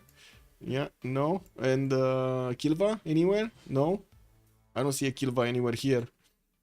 Who's on the coast? Here maybe? No, I don't see it. I don't see Kilva here. Gran Colombia? No? Who did get Kilva? Man. I don't know. I just don't see it. Do you see France got it? France got it? France got it. Ruin. Yeah, it's in Ruin. And where are these units from Gran Colombia going? Are they actually trying to take out Bologna? But that's France. That's their city. Is he trying to... Oh my god. He's actually trying to get a Llanero attack against Japan. This is gonna be deadly for Japan if he doesn't see this coming. And of course, with Bologna on the way, maybe they're gonna... actually, no, they're not gonna get a whiff of this. And he doesn't have units in between. This is a problem actually for Japan. We got 2, 4, 6, 8, 9, 10 of these possible pre-builds for Llaneros, with more on the way from the main cities of Gran Colombia. And I do have to say, when Russia is gonna see those numbers go higher and higher and higher, and he doesn't see the units, he's definitely gonna call out to his ally, hey, be careful, these units must be somewhere. You know, that look at the score screen. He's getting them 688 military strength, and more is on the way. He's gonna increase this military strength when he's gonna also upgrade them into Llaneros. So yeah, that's gonna be big. Okay, city got raised. We did have Byzantine swordsman just remaining there. Horse of Scythia still moves through the forest, and we'll see the borders next turn. He will see the sliver of the border here, I'm pretty sure. Yeah, he's not seeing it right now, but he's gonna get into the forest and next to the river. Ooh, wait a sec. Ah, no. Byzantium is gonna chop the walls anyway, right? He does have a builder ready to chop with 2 charges. It's fine. Japan is gonna get caught completely off guard. Yes, that's probably gonna be the definition of getting caught with his pants down. Yep, yep. Ooh, 6 turns. Okay. And Isodor. Okay, it was 2 turns, right? Filippo. Oh, it's not gonna be enough time for Filippo to get in there. Filippo needs 3 turns to actually get to activate. He needs 1, 2, and 3. Or can he embark and do... Maybe he does have enough movement, because he's 4 movement, right? So he might embark and also do the charge. Let's see if he's gonna use the last charge of Isodor. Might as well, right? Might as well. I don't think it's gonna be enough though. It's probably gonna get to 110. Oh my god, it's not enough. It's not enough. We got 1 more turn here, right? It's gonna finish next turn. If he doesn't finish it this turn, it's gonna be finished here in Tehonianga Noya Kupe. And we do have Scythia managing to actually go through the initial defense of Maori, slowly taking down these units. Even if Maori did get to court some of them up, these Scythian units are still strong enough to trade punches with the cores. Who would have thought that? We do not have new units from Scythia, but he's trying to get new settlers and building his intelligence agency for a free spy. While we're getting closer to the next era, we do need to see who's going to get that reform, the coinage. We got Pipo here needing 97, got 97. He's going to get his golden age. Simon going dark age. For the next era, it's going to be good if he does manage to upgrade these Llaneros here. And looking at his text, he's 2 turns away from getting military science to upgrade those. He's going to move towards Japan, and Japan will have a serious issue with this. Looking at also Extazz going dark, Floppy going dark, Apology is 65-64, not that it matters anymore, he's down to one city, and the last remaining city is gonna get attacked over here by Scythia. Now, while he's getting another builder, he will need that second population to actually get settler out. Anyway, we do need to take a look also. Damori, 87.95. Doesn't seem like he's gonna get his golden. He's, oh my god, 1 point off, man. He was one turn off from getting that to finish that Statue of Liberty. I think he sees it in Maori's territory. No, he doesn't see it in Maori's territory. No, he doesn't see it. It's here, and he doesn't see it. They never actually scouted out the capital city of Maori, which is kind of bad, bro. Kind of bad. Help arriving, yes. Kupe has embarking at 0 cost. Yes. Night suits should stall Scythia, but can't really fight back until crossbows. Yeah, I'm pretty sure. I mean, there are quite a few units from Maori trying to save Antioch, and by the looks of it, the sheer number of knights and the courses that are coming in should be enough, to be honest. Should be enough. But anyway, Scythia right now pushing into Maori will mean Maori will slow down. He's 160 science with 190 culture, while we do have Damori 190, 170, Mikado is 225 and 150, and also Xiffy 160 and 188. Floppy is also slowing down because he's making a lot of military, and in the meantime, he did get to discover Llaneros. We do have Pipo 220, that's pretty good, and I do have to say Extazz here, I was expecting a bit more, but now that he actually needs to help defend himself here, this might be a problem. He will start to get pillaged. A good thing for Maori is he's, not a lot of his tiles are actually going to get improved, right? With Maori you only get to build a district, some improvements like a farm here, maybe a mine there, but that's about it, right? You don't have that many mines spread over all of your territory to give the gold bonuses to your opponents. Where was the war fighting? Here. Okay, there we go. Okay, the horse. Ooh, okay, that's a strong unit. Maori did manage to get his calf technology, and that's gonna be a bit too tough to handle for Scythia. Yeah. Well, Saka horse archers still can do damage, but they're gonna get one shot. That's a problem. That is a problem. And of course, we do have Maori here upgrading some more of his courses and knights on the coast of Ruatoria, while he's hard building a calf. Looks like he will take down the initial courser of Scythia that moved here. Honestly, I hit Scythia. The Civ feels so unfair to play against. Oh, okay. How come Arcane don't make more money? Don't they also have coastal trade routes?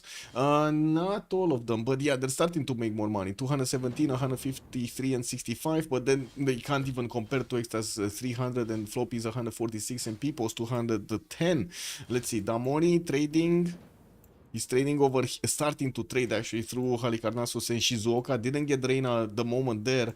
He's also gonna need Scythia to put a city on the coast to the left side, and Pokrovka is making a settler next turn. We might actually see it move over there between the oil tile and of course the fish tile, so he can get a good harbor. Who's next? Nader Shah? Is Nader actually trading with anybody? He did put the city of Sparta to the west side, but he never actually started the trades to Russia, and it's not like he actually is trading to anybody here. Oh yeah, he's trading to Japan. Never mind, he's trading to Japan. Next turn, Forbidden City in Mashhad. We do have him with Trebuchet coming out from Susa, Warin sharing Kumis. Interesting that he's actually getting these going. It looks like they are eyeballing Anshan, which already is 78 defense strength. He's gonna need bombards if he wants to go through that city. Okay, clumping up of the Scythian units. We do have Maori also clumping up next to Antioch here, and the Scythia does need to keep on moving and be careful. The counterattack from Maori is going to be deadly here on his units. We just popped into a new era. We do have Pipo Golden, Floppy is going to be Dark Age, Extazz Normal Age, and then Apology is going to go Heroic on one city. Damori Golden Age, we got Gwawel Heroic Age on Scythia. Mikado is gonna go normal, and I do see also Xiffy Normal Age. Now we do have a massive amount of Cossacks here from Russia, and I do have to say Xiffy can, with these Cossacks, especially when they're next to his territory, they do have an extra +5 and can do so much damage to the Gran Colombian Llaneros.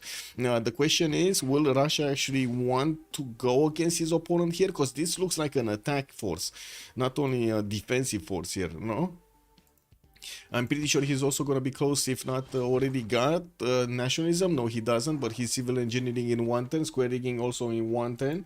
Statue of Liberty did get finished in Tehonianga Noia Kupe. Now he's working on his foreign ministry, while he did upgrade his scavs.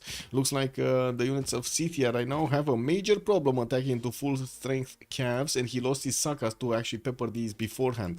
He does have an ability to actually take out the Corsair on the back there, but he just wants to keep on going and figure out how he can actually do more damage here to Maori, just pillaging his tiles and annoying him, basically forcing him to do more units. Spies coming around, one Japanese samurai. We do have the Llaneros getting upgraded and moving into the Tundra by the looks of it from Gran Colombia. Potala Palace is also going to finish in 110 in Paris, and I gotta say the first squad of Corsairs is on the way. They didn't actually stop to upgrade. Renaissance Era Heroic Age is extremely powerful. Monumentality plus Reform, yes. Well, the new declaration is Llaneros versus Cossacks, nice. Yes, we might actually see quite a few of them here. It does look like Gran Colombia also left a few of these to defend him. 2, 4, 6, 7 that I can see. Of course, against Russia's 2, 4, 6, 8, 10, 12 Cossacks did get upgraded here. Russia, oh, well, never mind. We're gonna talk about this after the Congress pause.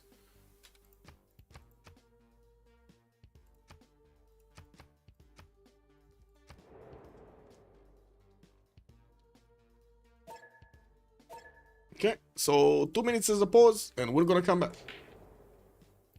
Let's see the attack between them.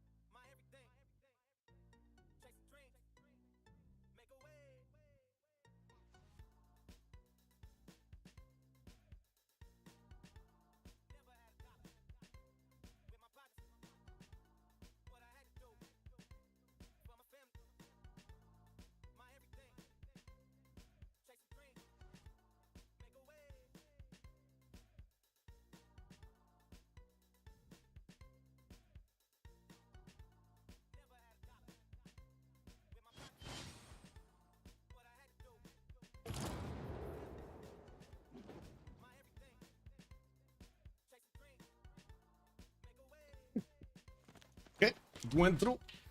It's a lot better than Exodus of the Evangelist. Yeah, that's true. That's true. Well, let's actually see if the Russian Cossacks are actually going to be successful here, as they actually moved out from the borders reach. They do not have a +5 anymore. We do have them actually getting the light calf bonus, an extra +5, but that also gives the bonus to the Llaneros. And by the looks of it, the Llaneros just keep on moving to the southeast. Oh, okay. Well, sure. One big advantage for the Cossacks, it can actually attack and move back, not to mention promote. So we're going to see him actually try to drill through the Gran Colombia and Llanero that's keeping the one tile choke. A bit weird, I gotta say, that Russia did try to do this, but oh no, wait a second, he's gonna build a tunnel, no? He's gonna build a tunnel, this is gonna be amazing.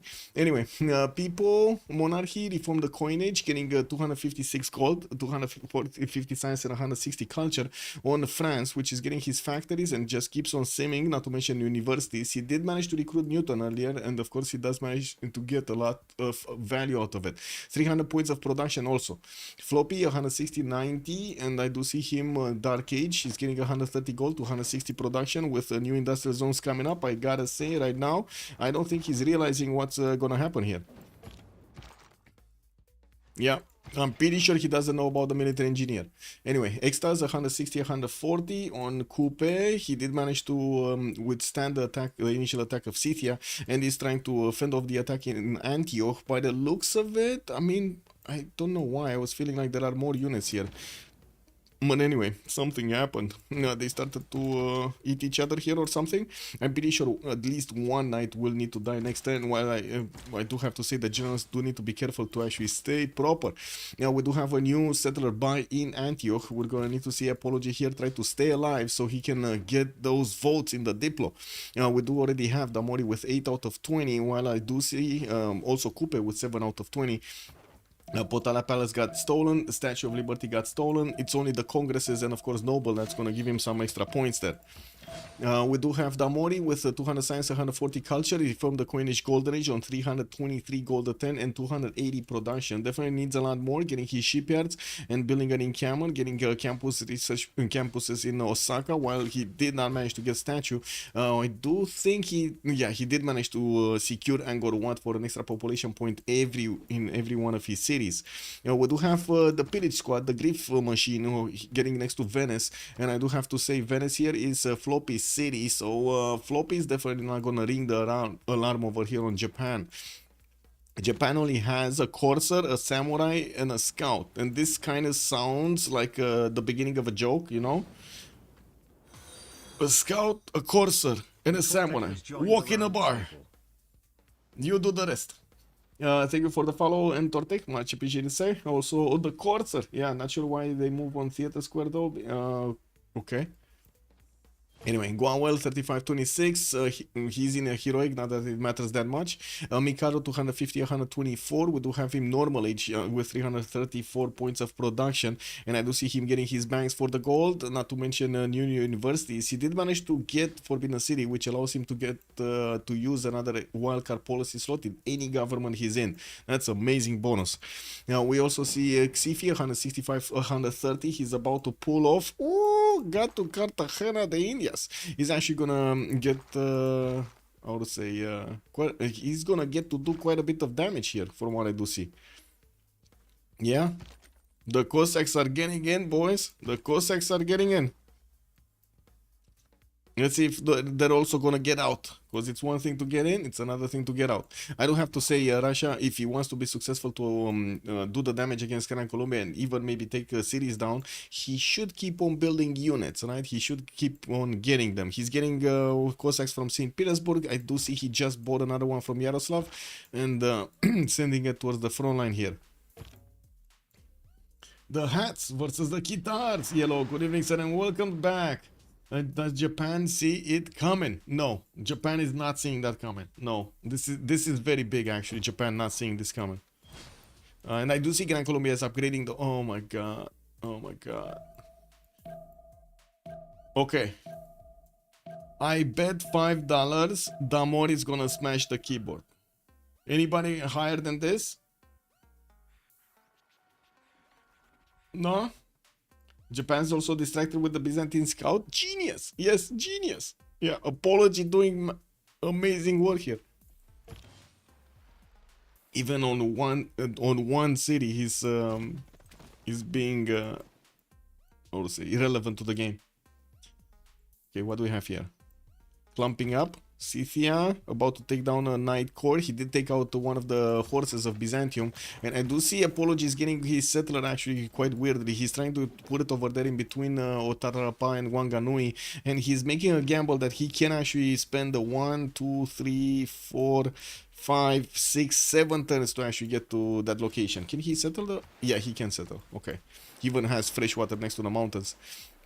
Now the question is, how fast can actually Scythia get through this? He does have another 2 calves that he's going to need to take care of, and that's a problem because 2 calves are taking down 2 Saka horses a turn, and it's not like he has a lot of them. We do see some level 3s coming up, and definitely the Maori calves are going to be much stronger than them. We do not have him with enough damage from these, or enough coursers to actually wrap around the city of Antioch and take it down quickly. We'll see. We shall see how things develop here. Okay, next attack. We got Llaneros next to Venice. Next squad is coming in. 2, 4, 6, 8, 10, 11. Okay, and here looks like the Cossacks did manage to carve a path here. We do have new ones coming in, and there's no defense. There's a single Llanero here in between the mountains, and by the looks of it, he's just getting ignored. Xiffy's getting around him and trying to get into the main cities of Gran Colombia to put the damage as much as possible next to those core cities. He also will have a lot of farms to feed on, so he can actually get his health back.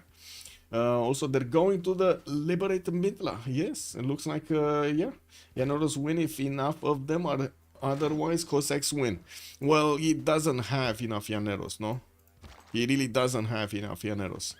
We do have also on the Cossacks the core ability, but I don't think that they are enough to actually get the to core up. Because remember, you need to combine 2 units into 1, and it's not like you're gonna get a lot more strength on them. It's only like 10 strength. Well, we do have them carving the path. Slowly carving the path. Can he get with this one? No, 2, 2, 1. Yeah, he's gonna miss 1 movement point. We're generals though. Oh, there we go. It's coming. It's coming. It's on the way. Russia getting the pillages, getting the science, and it looks like he did manage to core up 1, so he makes space for another one of those Cossacks, and one other Llanero did get taken down, with the Cossacks also getting to trade one of them. Now we do need to see if there are enough of these. Yeah, we do have 2 of these Commandant Generals, one deployed next to Cuenca, one Cartagena, and of course new Llaneros are showing up on the front line, so they can actually pick up this slack. We do have a Trebuchet moving forward. It's not going to get to upgrade anywhere into a bombard, and of course Russia does need to go through this line of Llaneros if he actually wants to succeed here. Yeah, the Cossack hordes are going to be a bit stronger than the Llaneros on the defense, 82 against like 81 or something. Let's see the full strength one, this one, 82 against 82. It's fine. Actually, Cossack hordes should do well here. Let's see what's going on here. Yeah, another 2 Sakas got wiped off clean the map here, and it does look like Scythia is running out of units to actually attack into his opponent's borders, into his opponent's city center Antioch. He might just give up on this, right? Try to go somewhere else with these units, because that's not happening. Antananarivo has just been defeated. I have no idea where that city was, by the way. Does anybody know where Antananarivo was? I don't see a city getting smashed. So there's Taupiri. Oh, this one. It should have been this one. Okay, I see. So Maori did take out Antananarivo. And it looks like Maori does have calf cores, which I gotta say Maori could take out Scythia, or at least take out his core cities of Scythia. We do have Gwawel trying to get a few more settlers, and it looks like he's ignoring also the west coast to trade with Persia there. Maybe he's thinking that he doesn't have enough trade routes to actually matter. With only 1, I can say I understand him. He's gonna get some more commercial, so yeah, he's definitely gonna get a few more.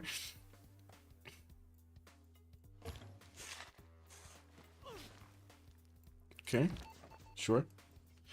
More cities getting converted from Persia, and I do see, of course, missionaries from Russia just need to keep on moving, so he can get to convert as many cities as Persia as possible to give him the bonus.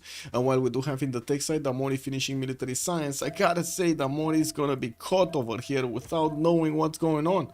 We do have, there we go, the first Llanero getting into the borders of Mitla, second one runner up, and you do see the damage against these corsairs. Oh no! Well, at least Hojo is gonna get his he's gonna get 3 of these calves at least. Well, now he's building more. We do have Kyoto, Osaka, 1 turning calves over here, or I guess 2 turning calves. He was preparing to actually do some defense on the northwest of Sendai, not in the south. Now I do see Mitla is already being placed under siege, while Gran Colombia can triple shoot it, and that's quite a problem because he never upgraded one of the courses to give a bit more damage, or I should say a bit more defense to this garrison.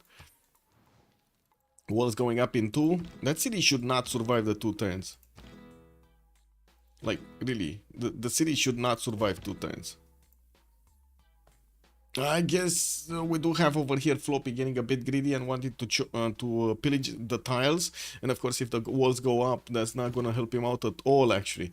And Damori will also require gold. No, he has gold. He might require to put the he has it. Okay, professional card. Okay, he does have it. It's just a matter of clicking on buttons. There we go. There we go. So now Mitla is 58 defense instead of 51, but still the Llaneros do more damage. There's also on the Llaneros a +6 intel advantage with the +5 of on light calves. That's pretty good, pretty good. What's happening here? Okay, so it looks like Xiffy's Cossacks are carving a path through these Gran Colombia and Llaneros. Some of them did get to core up and they will do more damage. We do need to see if there will be enough Cossacks to get the cores also on the side of Russia. I don't know what this one is doing in the water. It has been placed here since he built the tunnel and he never actually moved it. I have no idea what's happening with this one. I guess he just went on a party spree. I don't know. He went AWOL. They're like little heroes, guitar heroes. Yes, yes, the little heroes. Yeah, yeah. He went for some R&R, exactly.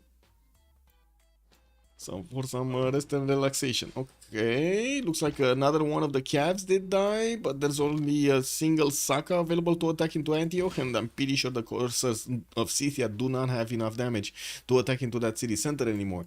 Yeah, they don't. We do have Maori with Ironclad strength on his cities, and by the looks of it, he did push back Scythia's units back towards his own cities, while Scythia is gonna I need to stress the word try to get to calves here. I do not understand why he's actually getting knights instead of getting more horses or coursers, because no, that's how they upgrade. You do get to upgrade them into calves, from the coursers into calves. You cannot from the knights into calves.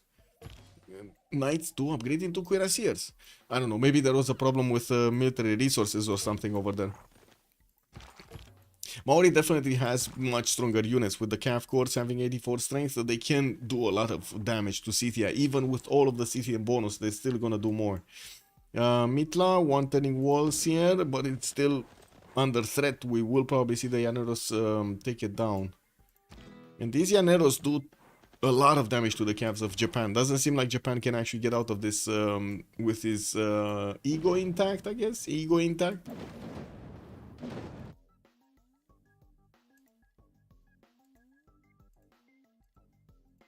Hello there, Urek. Good evening, sir. And there we go. Mitla just got liberated. We do have it retaken by Japan and razed to the ground. Well, that was a 100 Diplo favor that just went into DShark's coffers. We're going to see them using it in the next World Congress session. And I do have to say, in the World Congress session, we did have, yeah, another wave for Hojo and Islam getting the +10. Do we have, he was on 8, right? Yeah, 8 out of 20. That's a bit unfortunate for him because he didn't manage to get a 10. But anyway, Leonardo da Vinci that did also get picked up by Japan. That's going to be 2 charges available for him. So +6 from each of his workshops in his industrial zones. That's pretty good bonus here for Hojo Tokimune. 209 science, 123 culture. And looking here, let's actually see. Looks like Russia is getting pushed back. By the looks of it. There was a flood, something happened here. I think at least one Cossack died. Finally, this Cossack is getting through. Getting to disembark. We do have some Russian crossbows also coming around, which do not really do much damage. New Cossacks are getting commissioned here. I do see at least 3 of them in the build queues from the Russian cities, and I'm expecting him to actually use a bit more faith. He's on 170 right now per turn. I gotta say that's not a lot of faith per turn. He did build his Grandmaster Chapel, so he does have the available option to actually get these with that faith per turn. It's just a matter of actually having enough faith. Mikado also built the first bombard. He's gearing up to attack into the city-state of Anshan, which is 83 defense strength with 150 fortification. That's still going to be quite tough for just the bombards to actually go through that wall defense and of course through the city center defense also.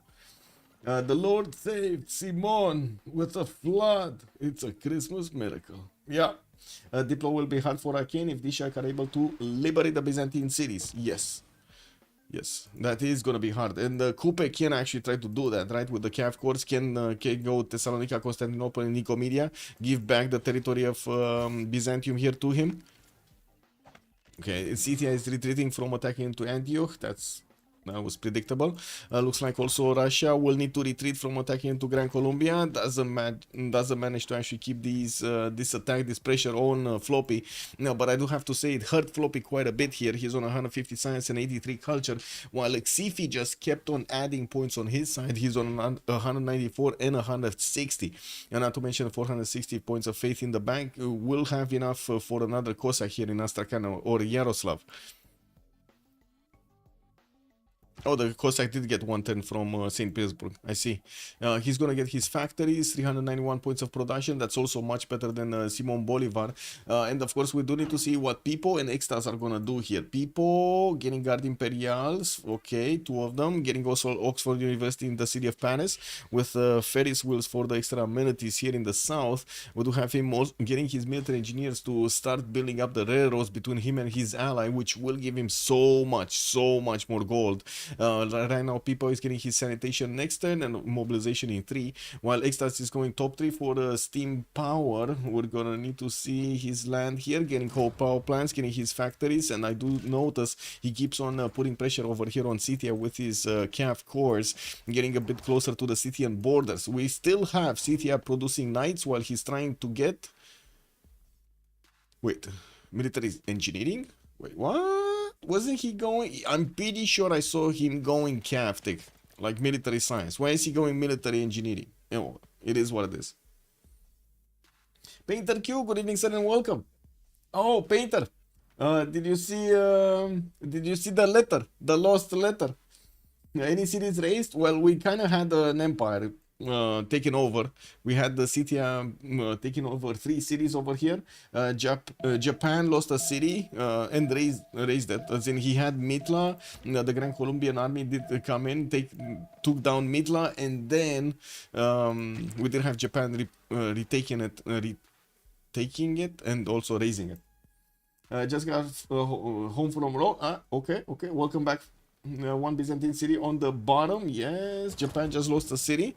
Yeah, he did. Man, guys, it's sad but true. I'm gonna share it. I can't abstain myself. I'm gonna share it. Man. Give me a second. Copy as a link. There we go.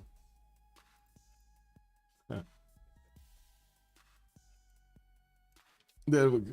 Oh no, this is way too much. What? No? Oh my god. I can't make it small. Like the link, I can make it small. Let me see what I shared here. Oh, this is smaller. Just look at this, guys.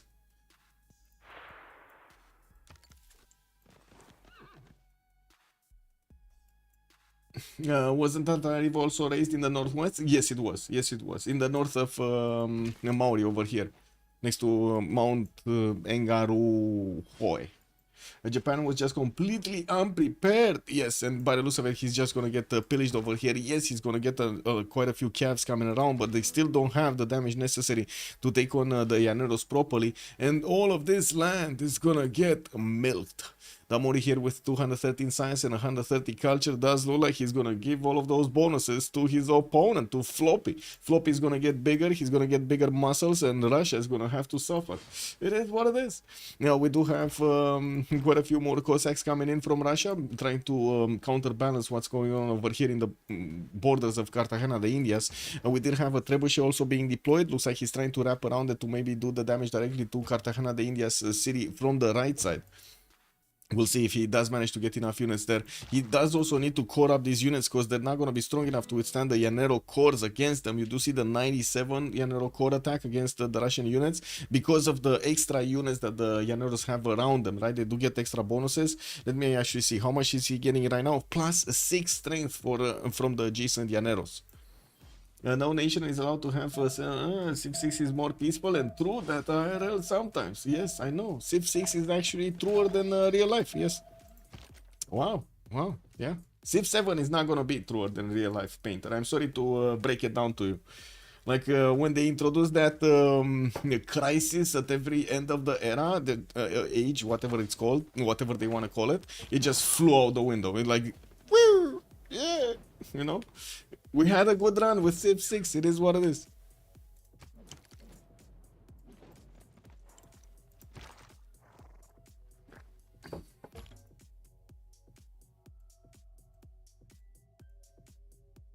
Click, click, clack. The crisis sound awful. It's just Stellaris. I mean, bro. Before I'm just gonna ask a question. Before they made that decision, have they actually looked at how many people are playing with Dramatic Ages mode on in Civ6 to actually make an informed choice if you want it as a module in the next game? And an important module at that, like it is an important sequence module in the time flow of, you know? Yeah. Not have time to look into Civ7 yet. It's fine, you're not losing anything. In fact, my new computer came 3.5 weeks ago. Oh, yeah. But I want to finish my current game before I switch. Wait, what are you playing? What are you playing right now? To be fair, a lot of the single player Andes play with every expansion, including the Dramatic Ages. So basically, it's a big shawarma over there of nothingness. They don't learn anything, basically. I see. Single player, enormous 1500 turns? Wow. Week 5 of the same game. Man, oh man. I mean, you're kind of doing it to yourself, Painter. I gotta say, you're kind of doing it to yourself. That's quite something. Wait. Savant? Single players have like 5,000 hours in the skill of a... Yes. I mean, no. I think CPL novices are quite experienced, actually. Yeah, they're just chilling. They don't do anything. They don't learn anything. It's just nothing. Yeah. Nobody plays Civ6 Dramatic Ages or Disasters. Exactly. Nobody plays it. That's what I was getting into, right? Nobody wants that. Which is fine. It's just unfortunate that the player base is represented by them in the eyes of Pharaxis. And it's even sadder, Placecat Games, that not only they feel that player base is representing them better, they have zero will to actually teach them something. Nothing. They don't want to teach them anything. Like 90% of the players are CSP, it also makes sense. I don't know if it makes sense. I don't think it makes sense, in my opinion. Sometimes chill gaming is underrated. I tried competitive gaming for 15 years. Yeah, I'm not opposed to chill gaming. I always play like Dota, Turbo, or stuff like that. Sometimes you wanna go for something hard. Sometimes you wanna go for something more competitive. It's just how it is. That's also the difference that we have in the community right now. Sometimes you wanna go for just normal FFA ranked, which is not gonna be that hard. But then sometimes you wanna go for the full Iron Man and make it hard. Can recommend the Dorfromantic for chill gaming. Yeah. It sucks, but we have to accept it with a minority. And that's a good question. Don't they have, like, isn't that one of the rules to actually pay attention to minorities, you know? Like, I guess they just don't care about their minorities. We got it displayed right here. It's the biggest example ever. The long game times required for competitive game is a turnoff for people and logs busy people out, unfortunately. Yes, but still. Do we have games going all over the place? Zalonji, good evening, sir, and welcome.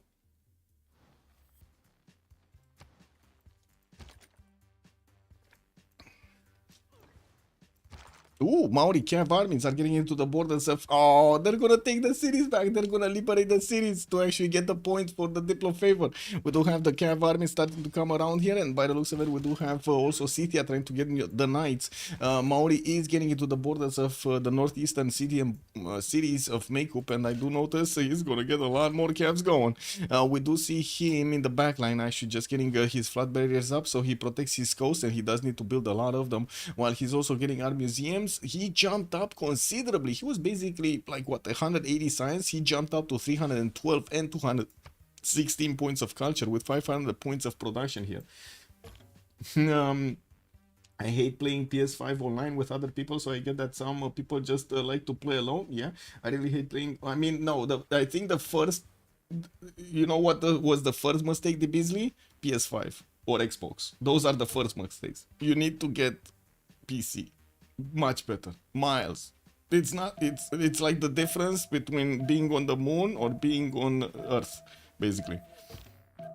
On the moon, there's nothing to do. On Earth, there's everything to do.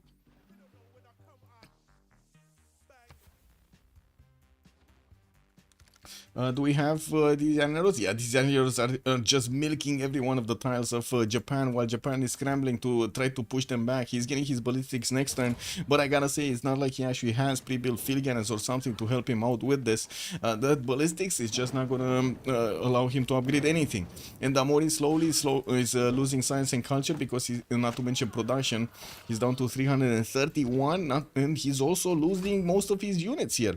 The cities did not get attacked by the Gran Colombian Llaneros, they just won the pillages and won the promotions. Wait, there is a huge difference between playing with your community and playing with random players from the internet. Yeah, I do have to agree. Playing with random people on the internet is not that cool. But to be honest, I mean, it is what it is, right? I play a lot with Dota 2 with random people. Wurek was saying, when I play against the AI, half of them die because of Dark Ages. So yes, I often play with it. Oh, I see. You just want to see them die. I see. I understand. That's why the dramatic ages on that side. Got it. That might be a reason, yeah. I play pubs a lot because no time for CPL, not gonna lie. It is what it is, yeah. Sometimes it is what it is. You might want to try the CivFR version, the 3-hour max. Do you know about it, Blazecat Games? The 3-hour max on CivFR? Well, we got planes, aerodromes coming around from quite a few cities of France and getting his infantries up. Tuten's research labs here from Paris, and yeah, we'll need to see where is he gonna get to put those planes. Is he gonna go east over here to attack into Japan? Maybe he's gonna help out Gran Colombia to keep on pushing Russia in the north. Of course, with planes, this is gonna be much easier to attack into Russian territory. We're gonna need to see how things evolve here. It's not that close to him to get to Gran Colombia, but it's not that to get to Japan, but it's not that far either, especially with planes. He's just gonna need to put two airstrips down in between his cities and his opponent, and that's it. He's gonna get there. Wait, recruiting my single player friends to multiplayer with me in CPL format, they were all confused why we aren't using the expansions like corporations and secret societies and aren't using Sucritax Ocean mode. Oh my god. Yeah. You have to understand how casual these players are. Yes, I know. Yes.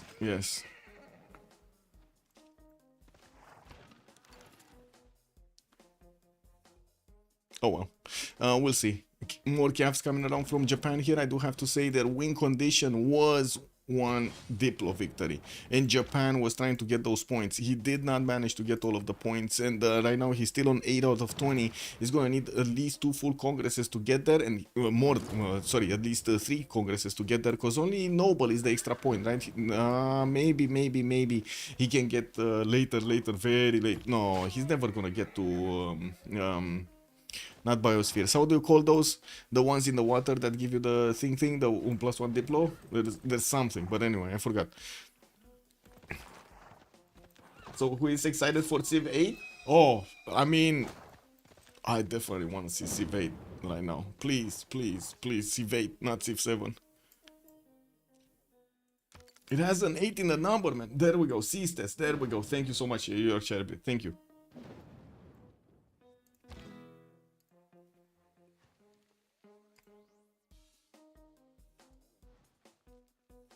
Okay, no more pressure on Antioch here. Scythia just left his units over there. Looks like Constantinople, Thessalonica is getting under attack by these Maori units, and the walls are gonna go up in Constantinople.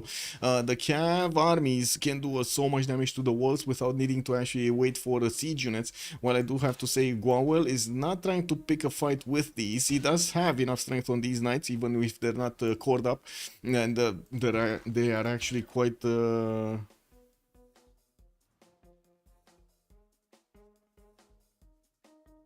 I mean, they are an era behind and they still do damage. I'm surprised they have so much damage on them, by the way. So much damage. Oh, Words of Religion is missing from the Calves of Maori. Yeah, Words of Religion is missing. Okay, that city of Makeup did get taken down. Looks like Maori did successfully take a city down. No unit, ranged unit to actually attack into the Maori units that are embarked over there to put those boats in the water. Or I should say down below. We do have aerodromes coming out from Kupe. And this might take us to a third game, to be honest. Because we do have quite a bit of a problem here. What is Mikado gonna do with this? Finally, here somebody's getting Colosseum, guys. We got a turn 85 Colosseum getting built. A turn 87 is gonna be finished. It looks like more museums for that extra culture, and Mikado is 328 science. We do have him with stock exchanges to get the gold, and did reach 568 points of production. Still, Extazz is much higher than him. Pipo also did manage to get more science, more culture, and more production. And it does look like he's also gonna get his research labs to increase that science and production, science, I guess, output. We do have him with four of these research labs getting built. He did also finish Oxford University over there for more science and more techs. While we still hear a lot of pillages here in the lands of Gran Colombia, it does look like Japan did manage to slow down Gran Colombia's units. And now most of these Gran Colombian units did get to core up or army up. And let's see. Oh my god. Okay, that's another one down. Yeah, but to be honest, these Llaneros paid for themselves like 3 times right now from all of these pillages. 1, 2, 3, 4, 5, 6, 7, 8, 9, 10, 11, 12, 13, 14, 15, 16, 17 pillages of mines, guys. 17 pillages of mines. We got Floppy here with 2300. He gave 1,000 gold, more than 1,000 gold to Catherine de Medici also. And I gotta say, it's not like they're bad on gold per turn. They do have 404 on Pipo. Extazz is 391. While on the other side, Damori is the one with 322. And then Mikado 190. The other two, Xiffy and Gwawel, are actually losing gold per turn. Looking here, looks like we do have some field cannons from Russia getting deployed to stop any kind of counterattack from Gran Colombia, while of course he's going to use his Cossacks for the front line. These Cossacks, when they do get next to the borders of Russia, they're very strong, 101 on the defense as a core. We will need to see if he's going to manage to make some more here, and of course I do have to say in the yield stab he's 200 science, while Floppy just barely got to 200 science of his own. Now we do have 500 points of production on Xiffy and still 160 faith. He's not gathering more faith right now, trying to get an entertainment complex from Kazan to add more amenities over here on his side, more happiness in his cities, not bad. And I gotta say, he did keep on converting the Persian Empire here to try to get the bonuses in there from his religion. I want to play Civ 8 with Neuralink like that, dude. Okay, I don't want to do that actually. I don't think I ever want a Neuralink. Maybe they invested too much into Scythia, yeah. Cossacks are nasty on defense and offense. Yes, they are nasty on both. Nasty on both.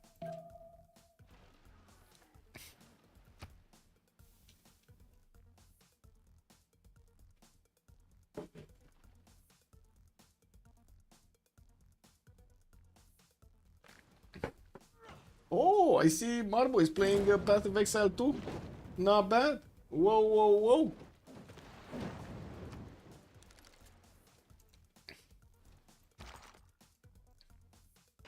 Anyway, there's a single Llanero remaining alive. Oh no, yeah, well, one left and one is still there trying to pillage the last few tiles, while I do see the army did actually get out of there. We do have in the cities of France also these military engineers starting to build the railroads on the pathways of these traders towards Kupe, so they can add more gold on their side. Extazz is gonna get his chemistry next turn, and I do have to say it looks like he's retreating his caps from attacking into Scythia. He's gonna still try to take Constantinople. Does look like the cav armies are gonna manage to do the damage here. The knights just don't have, there are not enough knights to actually take out that that cav army. Or will they be? 1, 2, or there might be. If he attacks with all 4 of them, he might actually have enough. We'll see. Getting walls in Nicomedia, Thessalonica did get to, how to say, slow down his walls over there, and I guess we'll see it. Constantinople Constantinople is not gonna get raised. It's only gonna get the available option to liberate. Here is the former capital city of Byzantium, but still 100 diplo favor is 100 diplo favor. You must do it.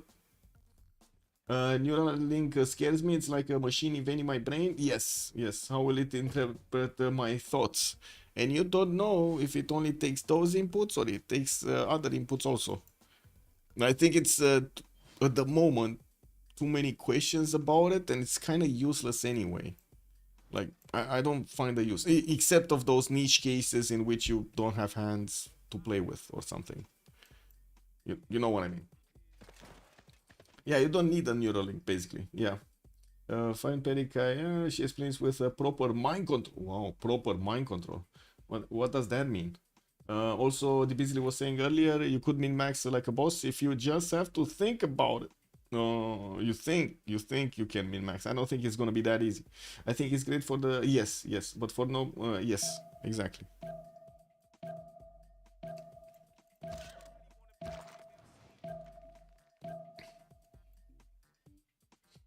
I'm excited to see how it can lead to developments in the future. I mean, Matrix, you know. You just plug it in and that's it. I don't trust Elon Musk, as simple as that. He's going too far with his crazy thoughts and ideas. Well, I mean, somebody must take the place of Hollywood, since Hollywood is not able to do it anymore, right? Yes, you can share the link. Yes. I think actually as a VIP you can actually. This is gonna be a good test if you can share the link or not. We do have, by the looks of it, Constantinople's city being taken back over here. There is a Maori cav army, very, very low HP to the south, that can be taken out by this night. We do have another cav army here next to Constantinople that might actually be able to retake the city next time. It's gonna heal a little bit. I'm not sure if the cav army is gonna have enough damage, but it might have. Twitch Pericairial. Okay, I see. They said that about Da Vinci. Yeah. I mean, a lot of stuff happened with Da Vinci. What can I say? Like I said, Hollywood is slacking. What can I say? Hollywood is really slacking. There's no good movies anymore. We got research labs coming out from Persia here to get that extra science, 370 science with 169 culture, while Extazz is on his 361 and 274. Does look like Mikado has been keeping up for the majority of the game with him, but the production is starting to fall off here. 582 versus Extazz 721. I'm pretty sure Extazz is benefiting not only from industrial zones that are already with coal power plants in them, but also from harbors with shipyards, adding quite a few more points of production on his cities because of this. Well, to be honest, it doesn't seem like he's actually getting them with the double card at the moment, but he does have some pretty good ones. And he did get Hui. He got Hui, right? He has so much extra culture coming up from these lakes. Where did he get Hui? Where is Hui? Hui is here. There we go. Oh my god. Look at that amber tile. 5, 4, 3, 3. Amazing. Getting his aerodromes down. I do have to say also France did manage to get a lot of aerodromes down, building up his hangar count and getting the biplanes so he can deploy them somewhere. We're going to need to see him also finish Big Ben for the gold points. They will have so much more gold than their opponents. I gotta say GDRs are not far away from this, and we're going to need to see where is France going to go first? Is he going to go Japan? Is he going to go Russia in the north, or is he going to try to carve a pathway somewhere else, maybe Scythia? I don't think Scythia.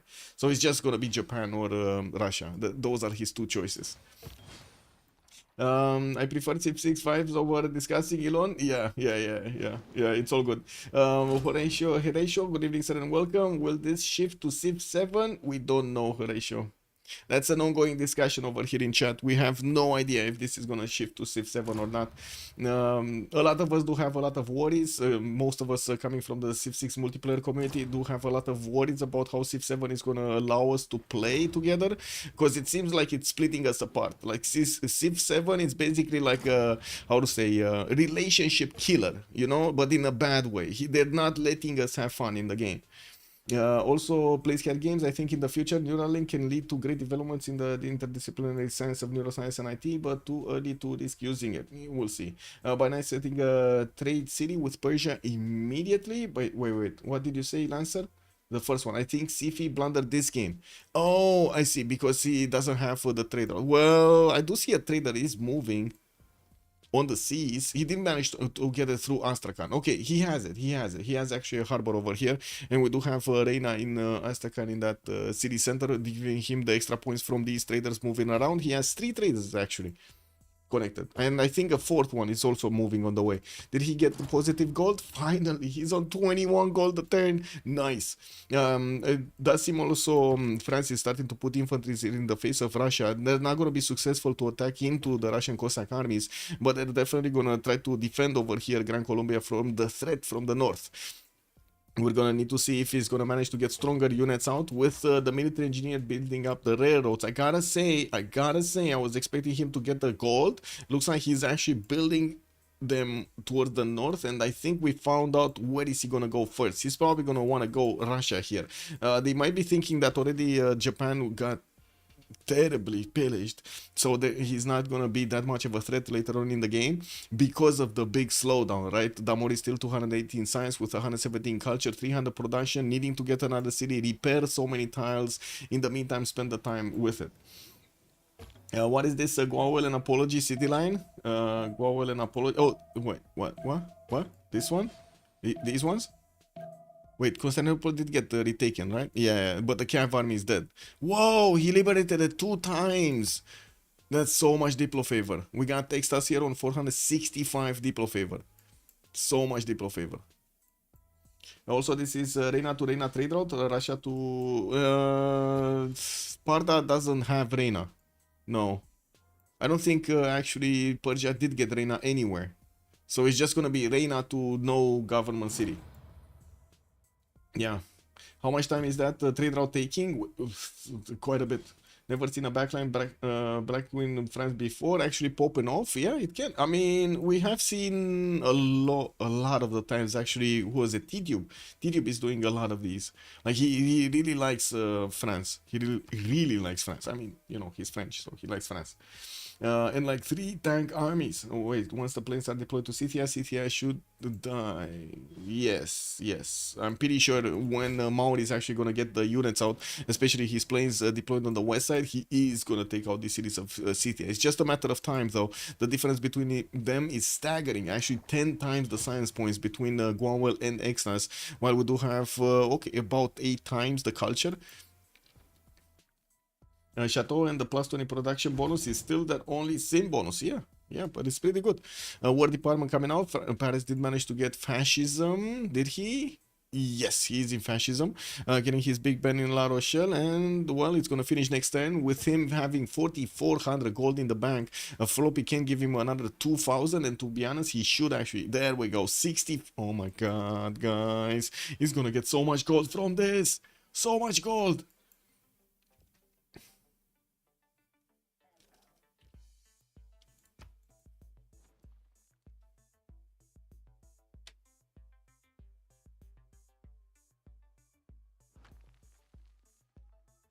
Well, aerodromes in Amboise, and we do see a few biplanes did get up, but I do see in the text screen, Pipo is going to get his advanced flight next turn, having the ability to also build bombers.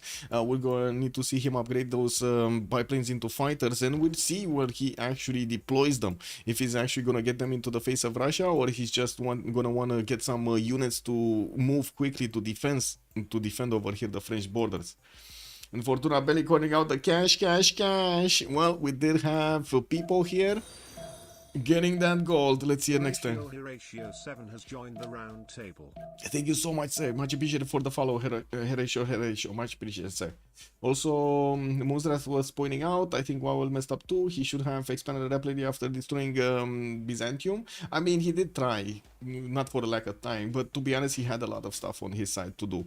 Like getting builders to chop, getting builders to improve, getting new settlers out and so on. He's up to 2, 4, 6, 8, 9. He had 10 cities here. I don't think he was bad in city count. It was just, how to say, a lot of effort expended at the beginning of the game to take out Byzantium, which he did do well, but unfortunately couldn't finish the kill, right? That's the problem. He couldn't actually take out the last remaining cities of Byzantium that were basically cockroaching everywhere. Wow, when I see I did get in between the mountains over there. This is what was it? Not Mount Doom. What is it? What is it? The one from Lord of the Rings. Which is this? Minas Tirith? No? We only got to 4,000 gold more. Yeah, he's just up to 10,000 gold. I mean, who, you know, it is what it is. 3 GDRs over here, quite easy to buy for Catherine de Medici, the Black Queen. Helm's Deep. There we go. Helm's Deep. Helm's Deep. Thank you. Thank you. It's always good to make a, how to say, make a mistake and find the answer. We do have some more banks coming out from Extazz to get the gold per turn. He's still 378 with 500 science. Looks like Mikado also jumped up to 500 science after he probably did get his research labs. Yeah, there we go. Casa de Constatación from Shah. This is one big continent, so he's not getting bonuses from that other than the free governor titles. Bolshoi Theater in Ray, and I gotta say Mikado here definitely doesn't have enough culture to get or tourism to go for a culture victory. And he kind of gave up on the idea of attacking Anshan. You do see Anshan jumped up to 111 garrison defense strength. This is an incredibly strong city, even for these Japanese battleships to actually attack into it. With 42 outside influence, that city is a bit too tough to crack. Now we do have the districts here of Japan getting rebuilt, and we do have some coal power plants also getting out from Gifu and Kyoto. Gonna need to see if Damori here is actually gonna get to recover, because it kind of looks like he's not getting to recover here, which is kind of bad, because they do need at least somebody else to get 500, 600 science. Xiffy is 272, Damori 230, on the other side Pipo 670, and Extazz on 500. Looks like right now they kind of managed to get it back, right? The Sharks managed to get this game back with Pipo 700 production, also Extazz 750 production. I would imagine they will get to strategize over here how they will take down their opponents. Gustav Eiffel is about to finish Rule Valley here in the city of La Rochelle, giving that city more production. And to be honest, oh my god, Pipo is not far away from actually getting more than 1,000. He did upgrade his fighters, and we're gonna need to see when and where is he actually gonna deploy them towards the northeast. I would imagine he's going after his military engineers, but that's just me assuming things. We're gonna actually need to see the reality. Wait, that's just not how stats work. He will never catch up. Yeah, he will never catch up. That is true. He cannot catch up. No, he would still be at the industrial era at most, while Kupe is at modern. No difference. Wow. Yeah, I can't really fault you there. Yeah, it is what it is, man. It is what it is. It's kind of hard to catch up when at the beginning of the game you get such a massive slowdown. Or even talking about Damori over here, in the middle of the game getting such a massive blow to your cities, and most of your tiles getting pillaged over here. This was in the most of FFAs when Mapuche is doing this to players, they just want to rage quit. Like, I've seen so many times players actually rage quitting when this happened to them. Yellow also was saying, when you are this behind the sim, you'll stay behind. You can try to get to a key military tech while settling 1-2 cities more for more production, but otherwise it is all about spamming units until you are completely useless. Yes. Also, if he didn't slow down Kupe would be even more ahead. He'd have tanks at least. Yeah.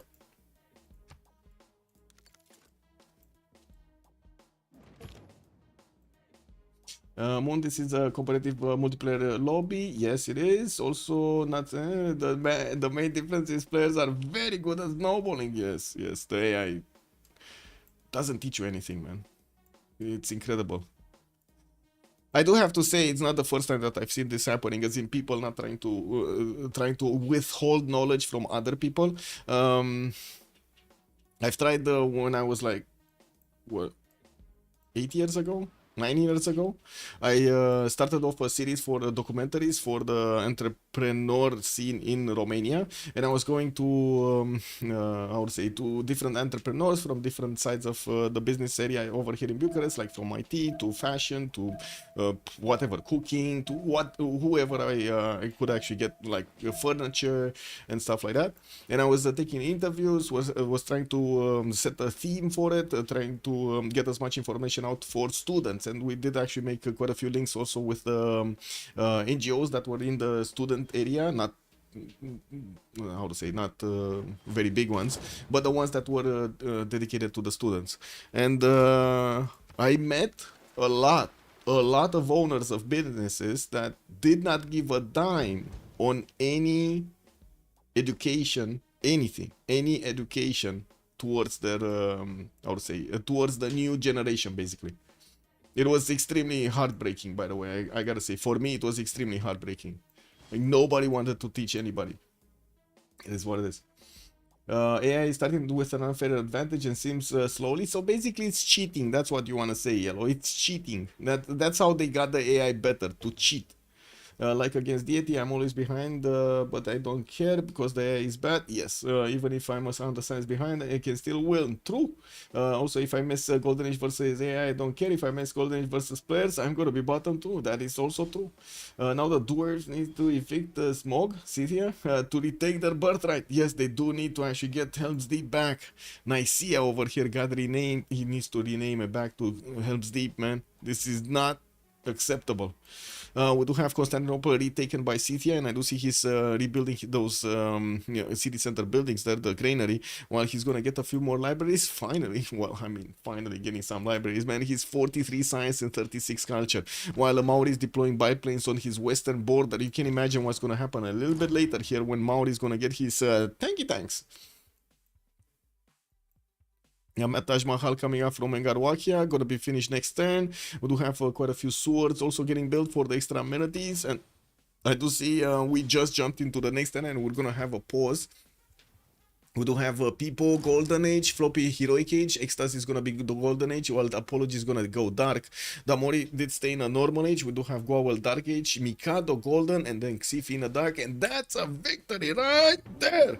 They're not actually gonna go through with the next era. They said enough is enough, and I think we're gonna have a third game over here between the Sharks and Arcane. The first game was won by Arcane. Second game right here by the Sharks. They didn't manage to actually win it in a 3 versus 4 situation, basically in the game, with Byzantium trying to stay alive, hanging on to dear life over there with his cities.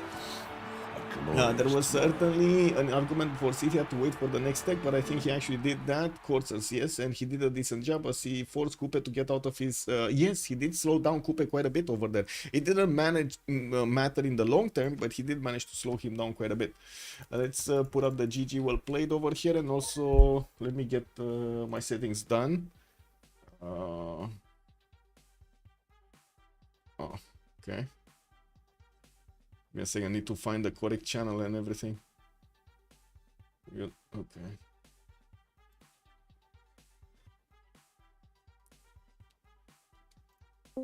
Je sais pas, je fais de la merde, genre. GG well played. GG. J'ai fait de la merde, genre. Mon nom était dur, mais je fais trop d'erreurs. Trop de merde, genre. Nul. Bon, tant pis, c'est la vie. Mikado not happy. I can feel him. He's not happy. Wow. Yeah, we can ask him maybe what he feel, why he feels that way. Yeah. I feel I have played like a poo-poo, you know, so... Oh I'm no! a bit sad. What did you miss or what did you lack in your land, Mikado, to do better, to improve? My land was really shit. I have like 1 poo-2 by city, so... but that not explain my situation in the game.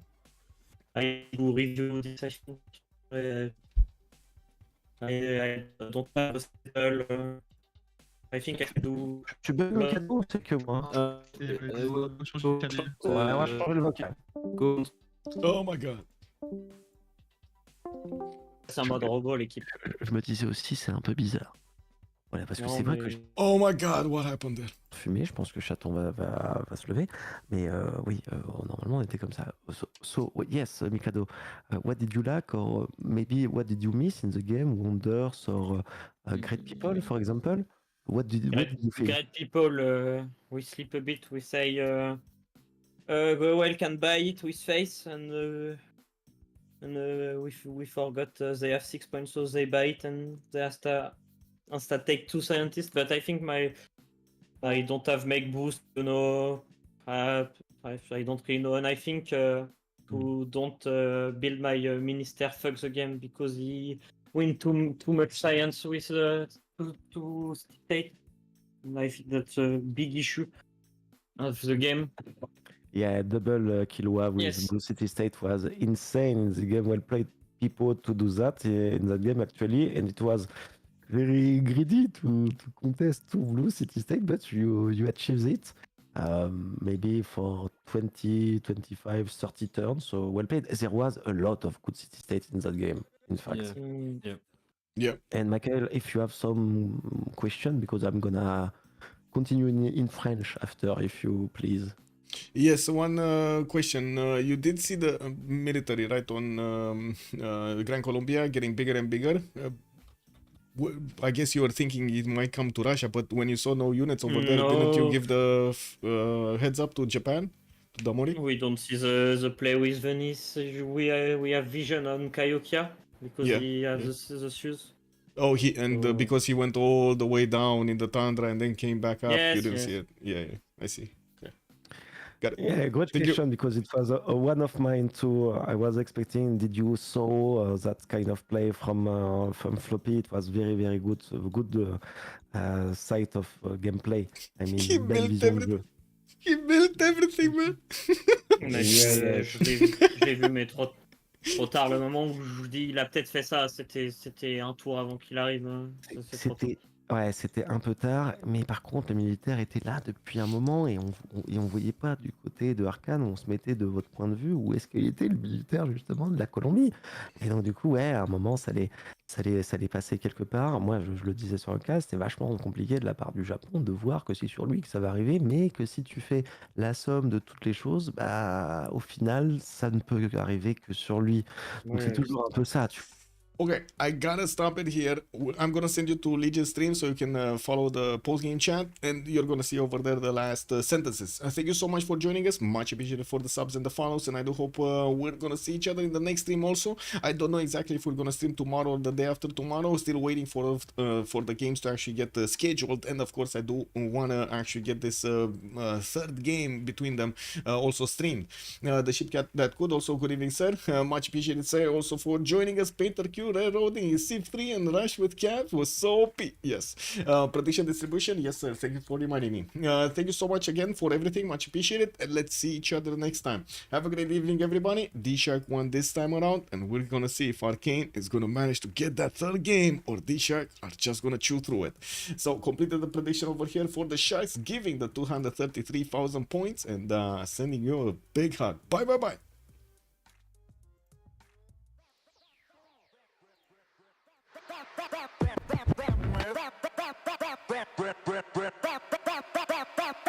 Smith.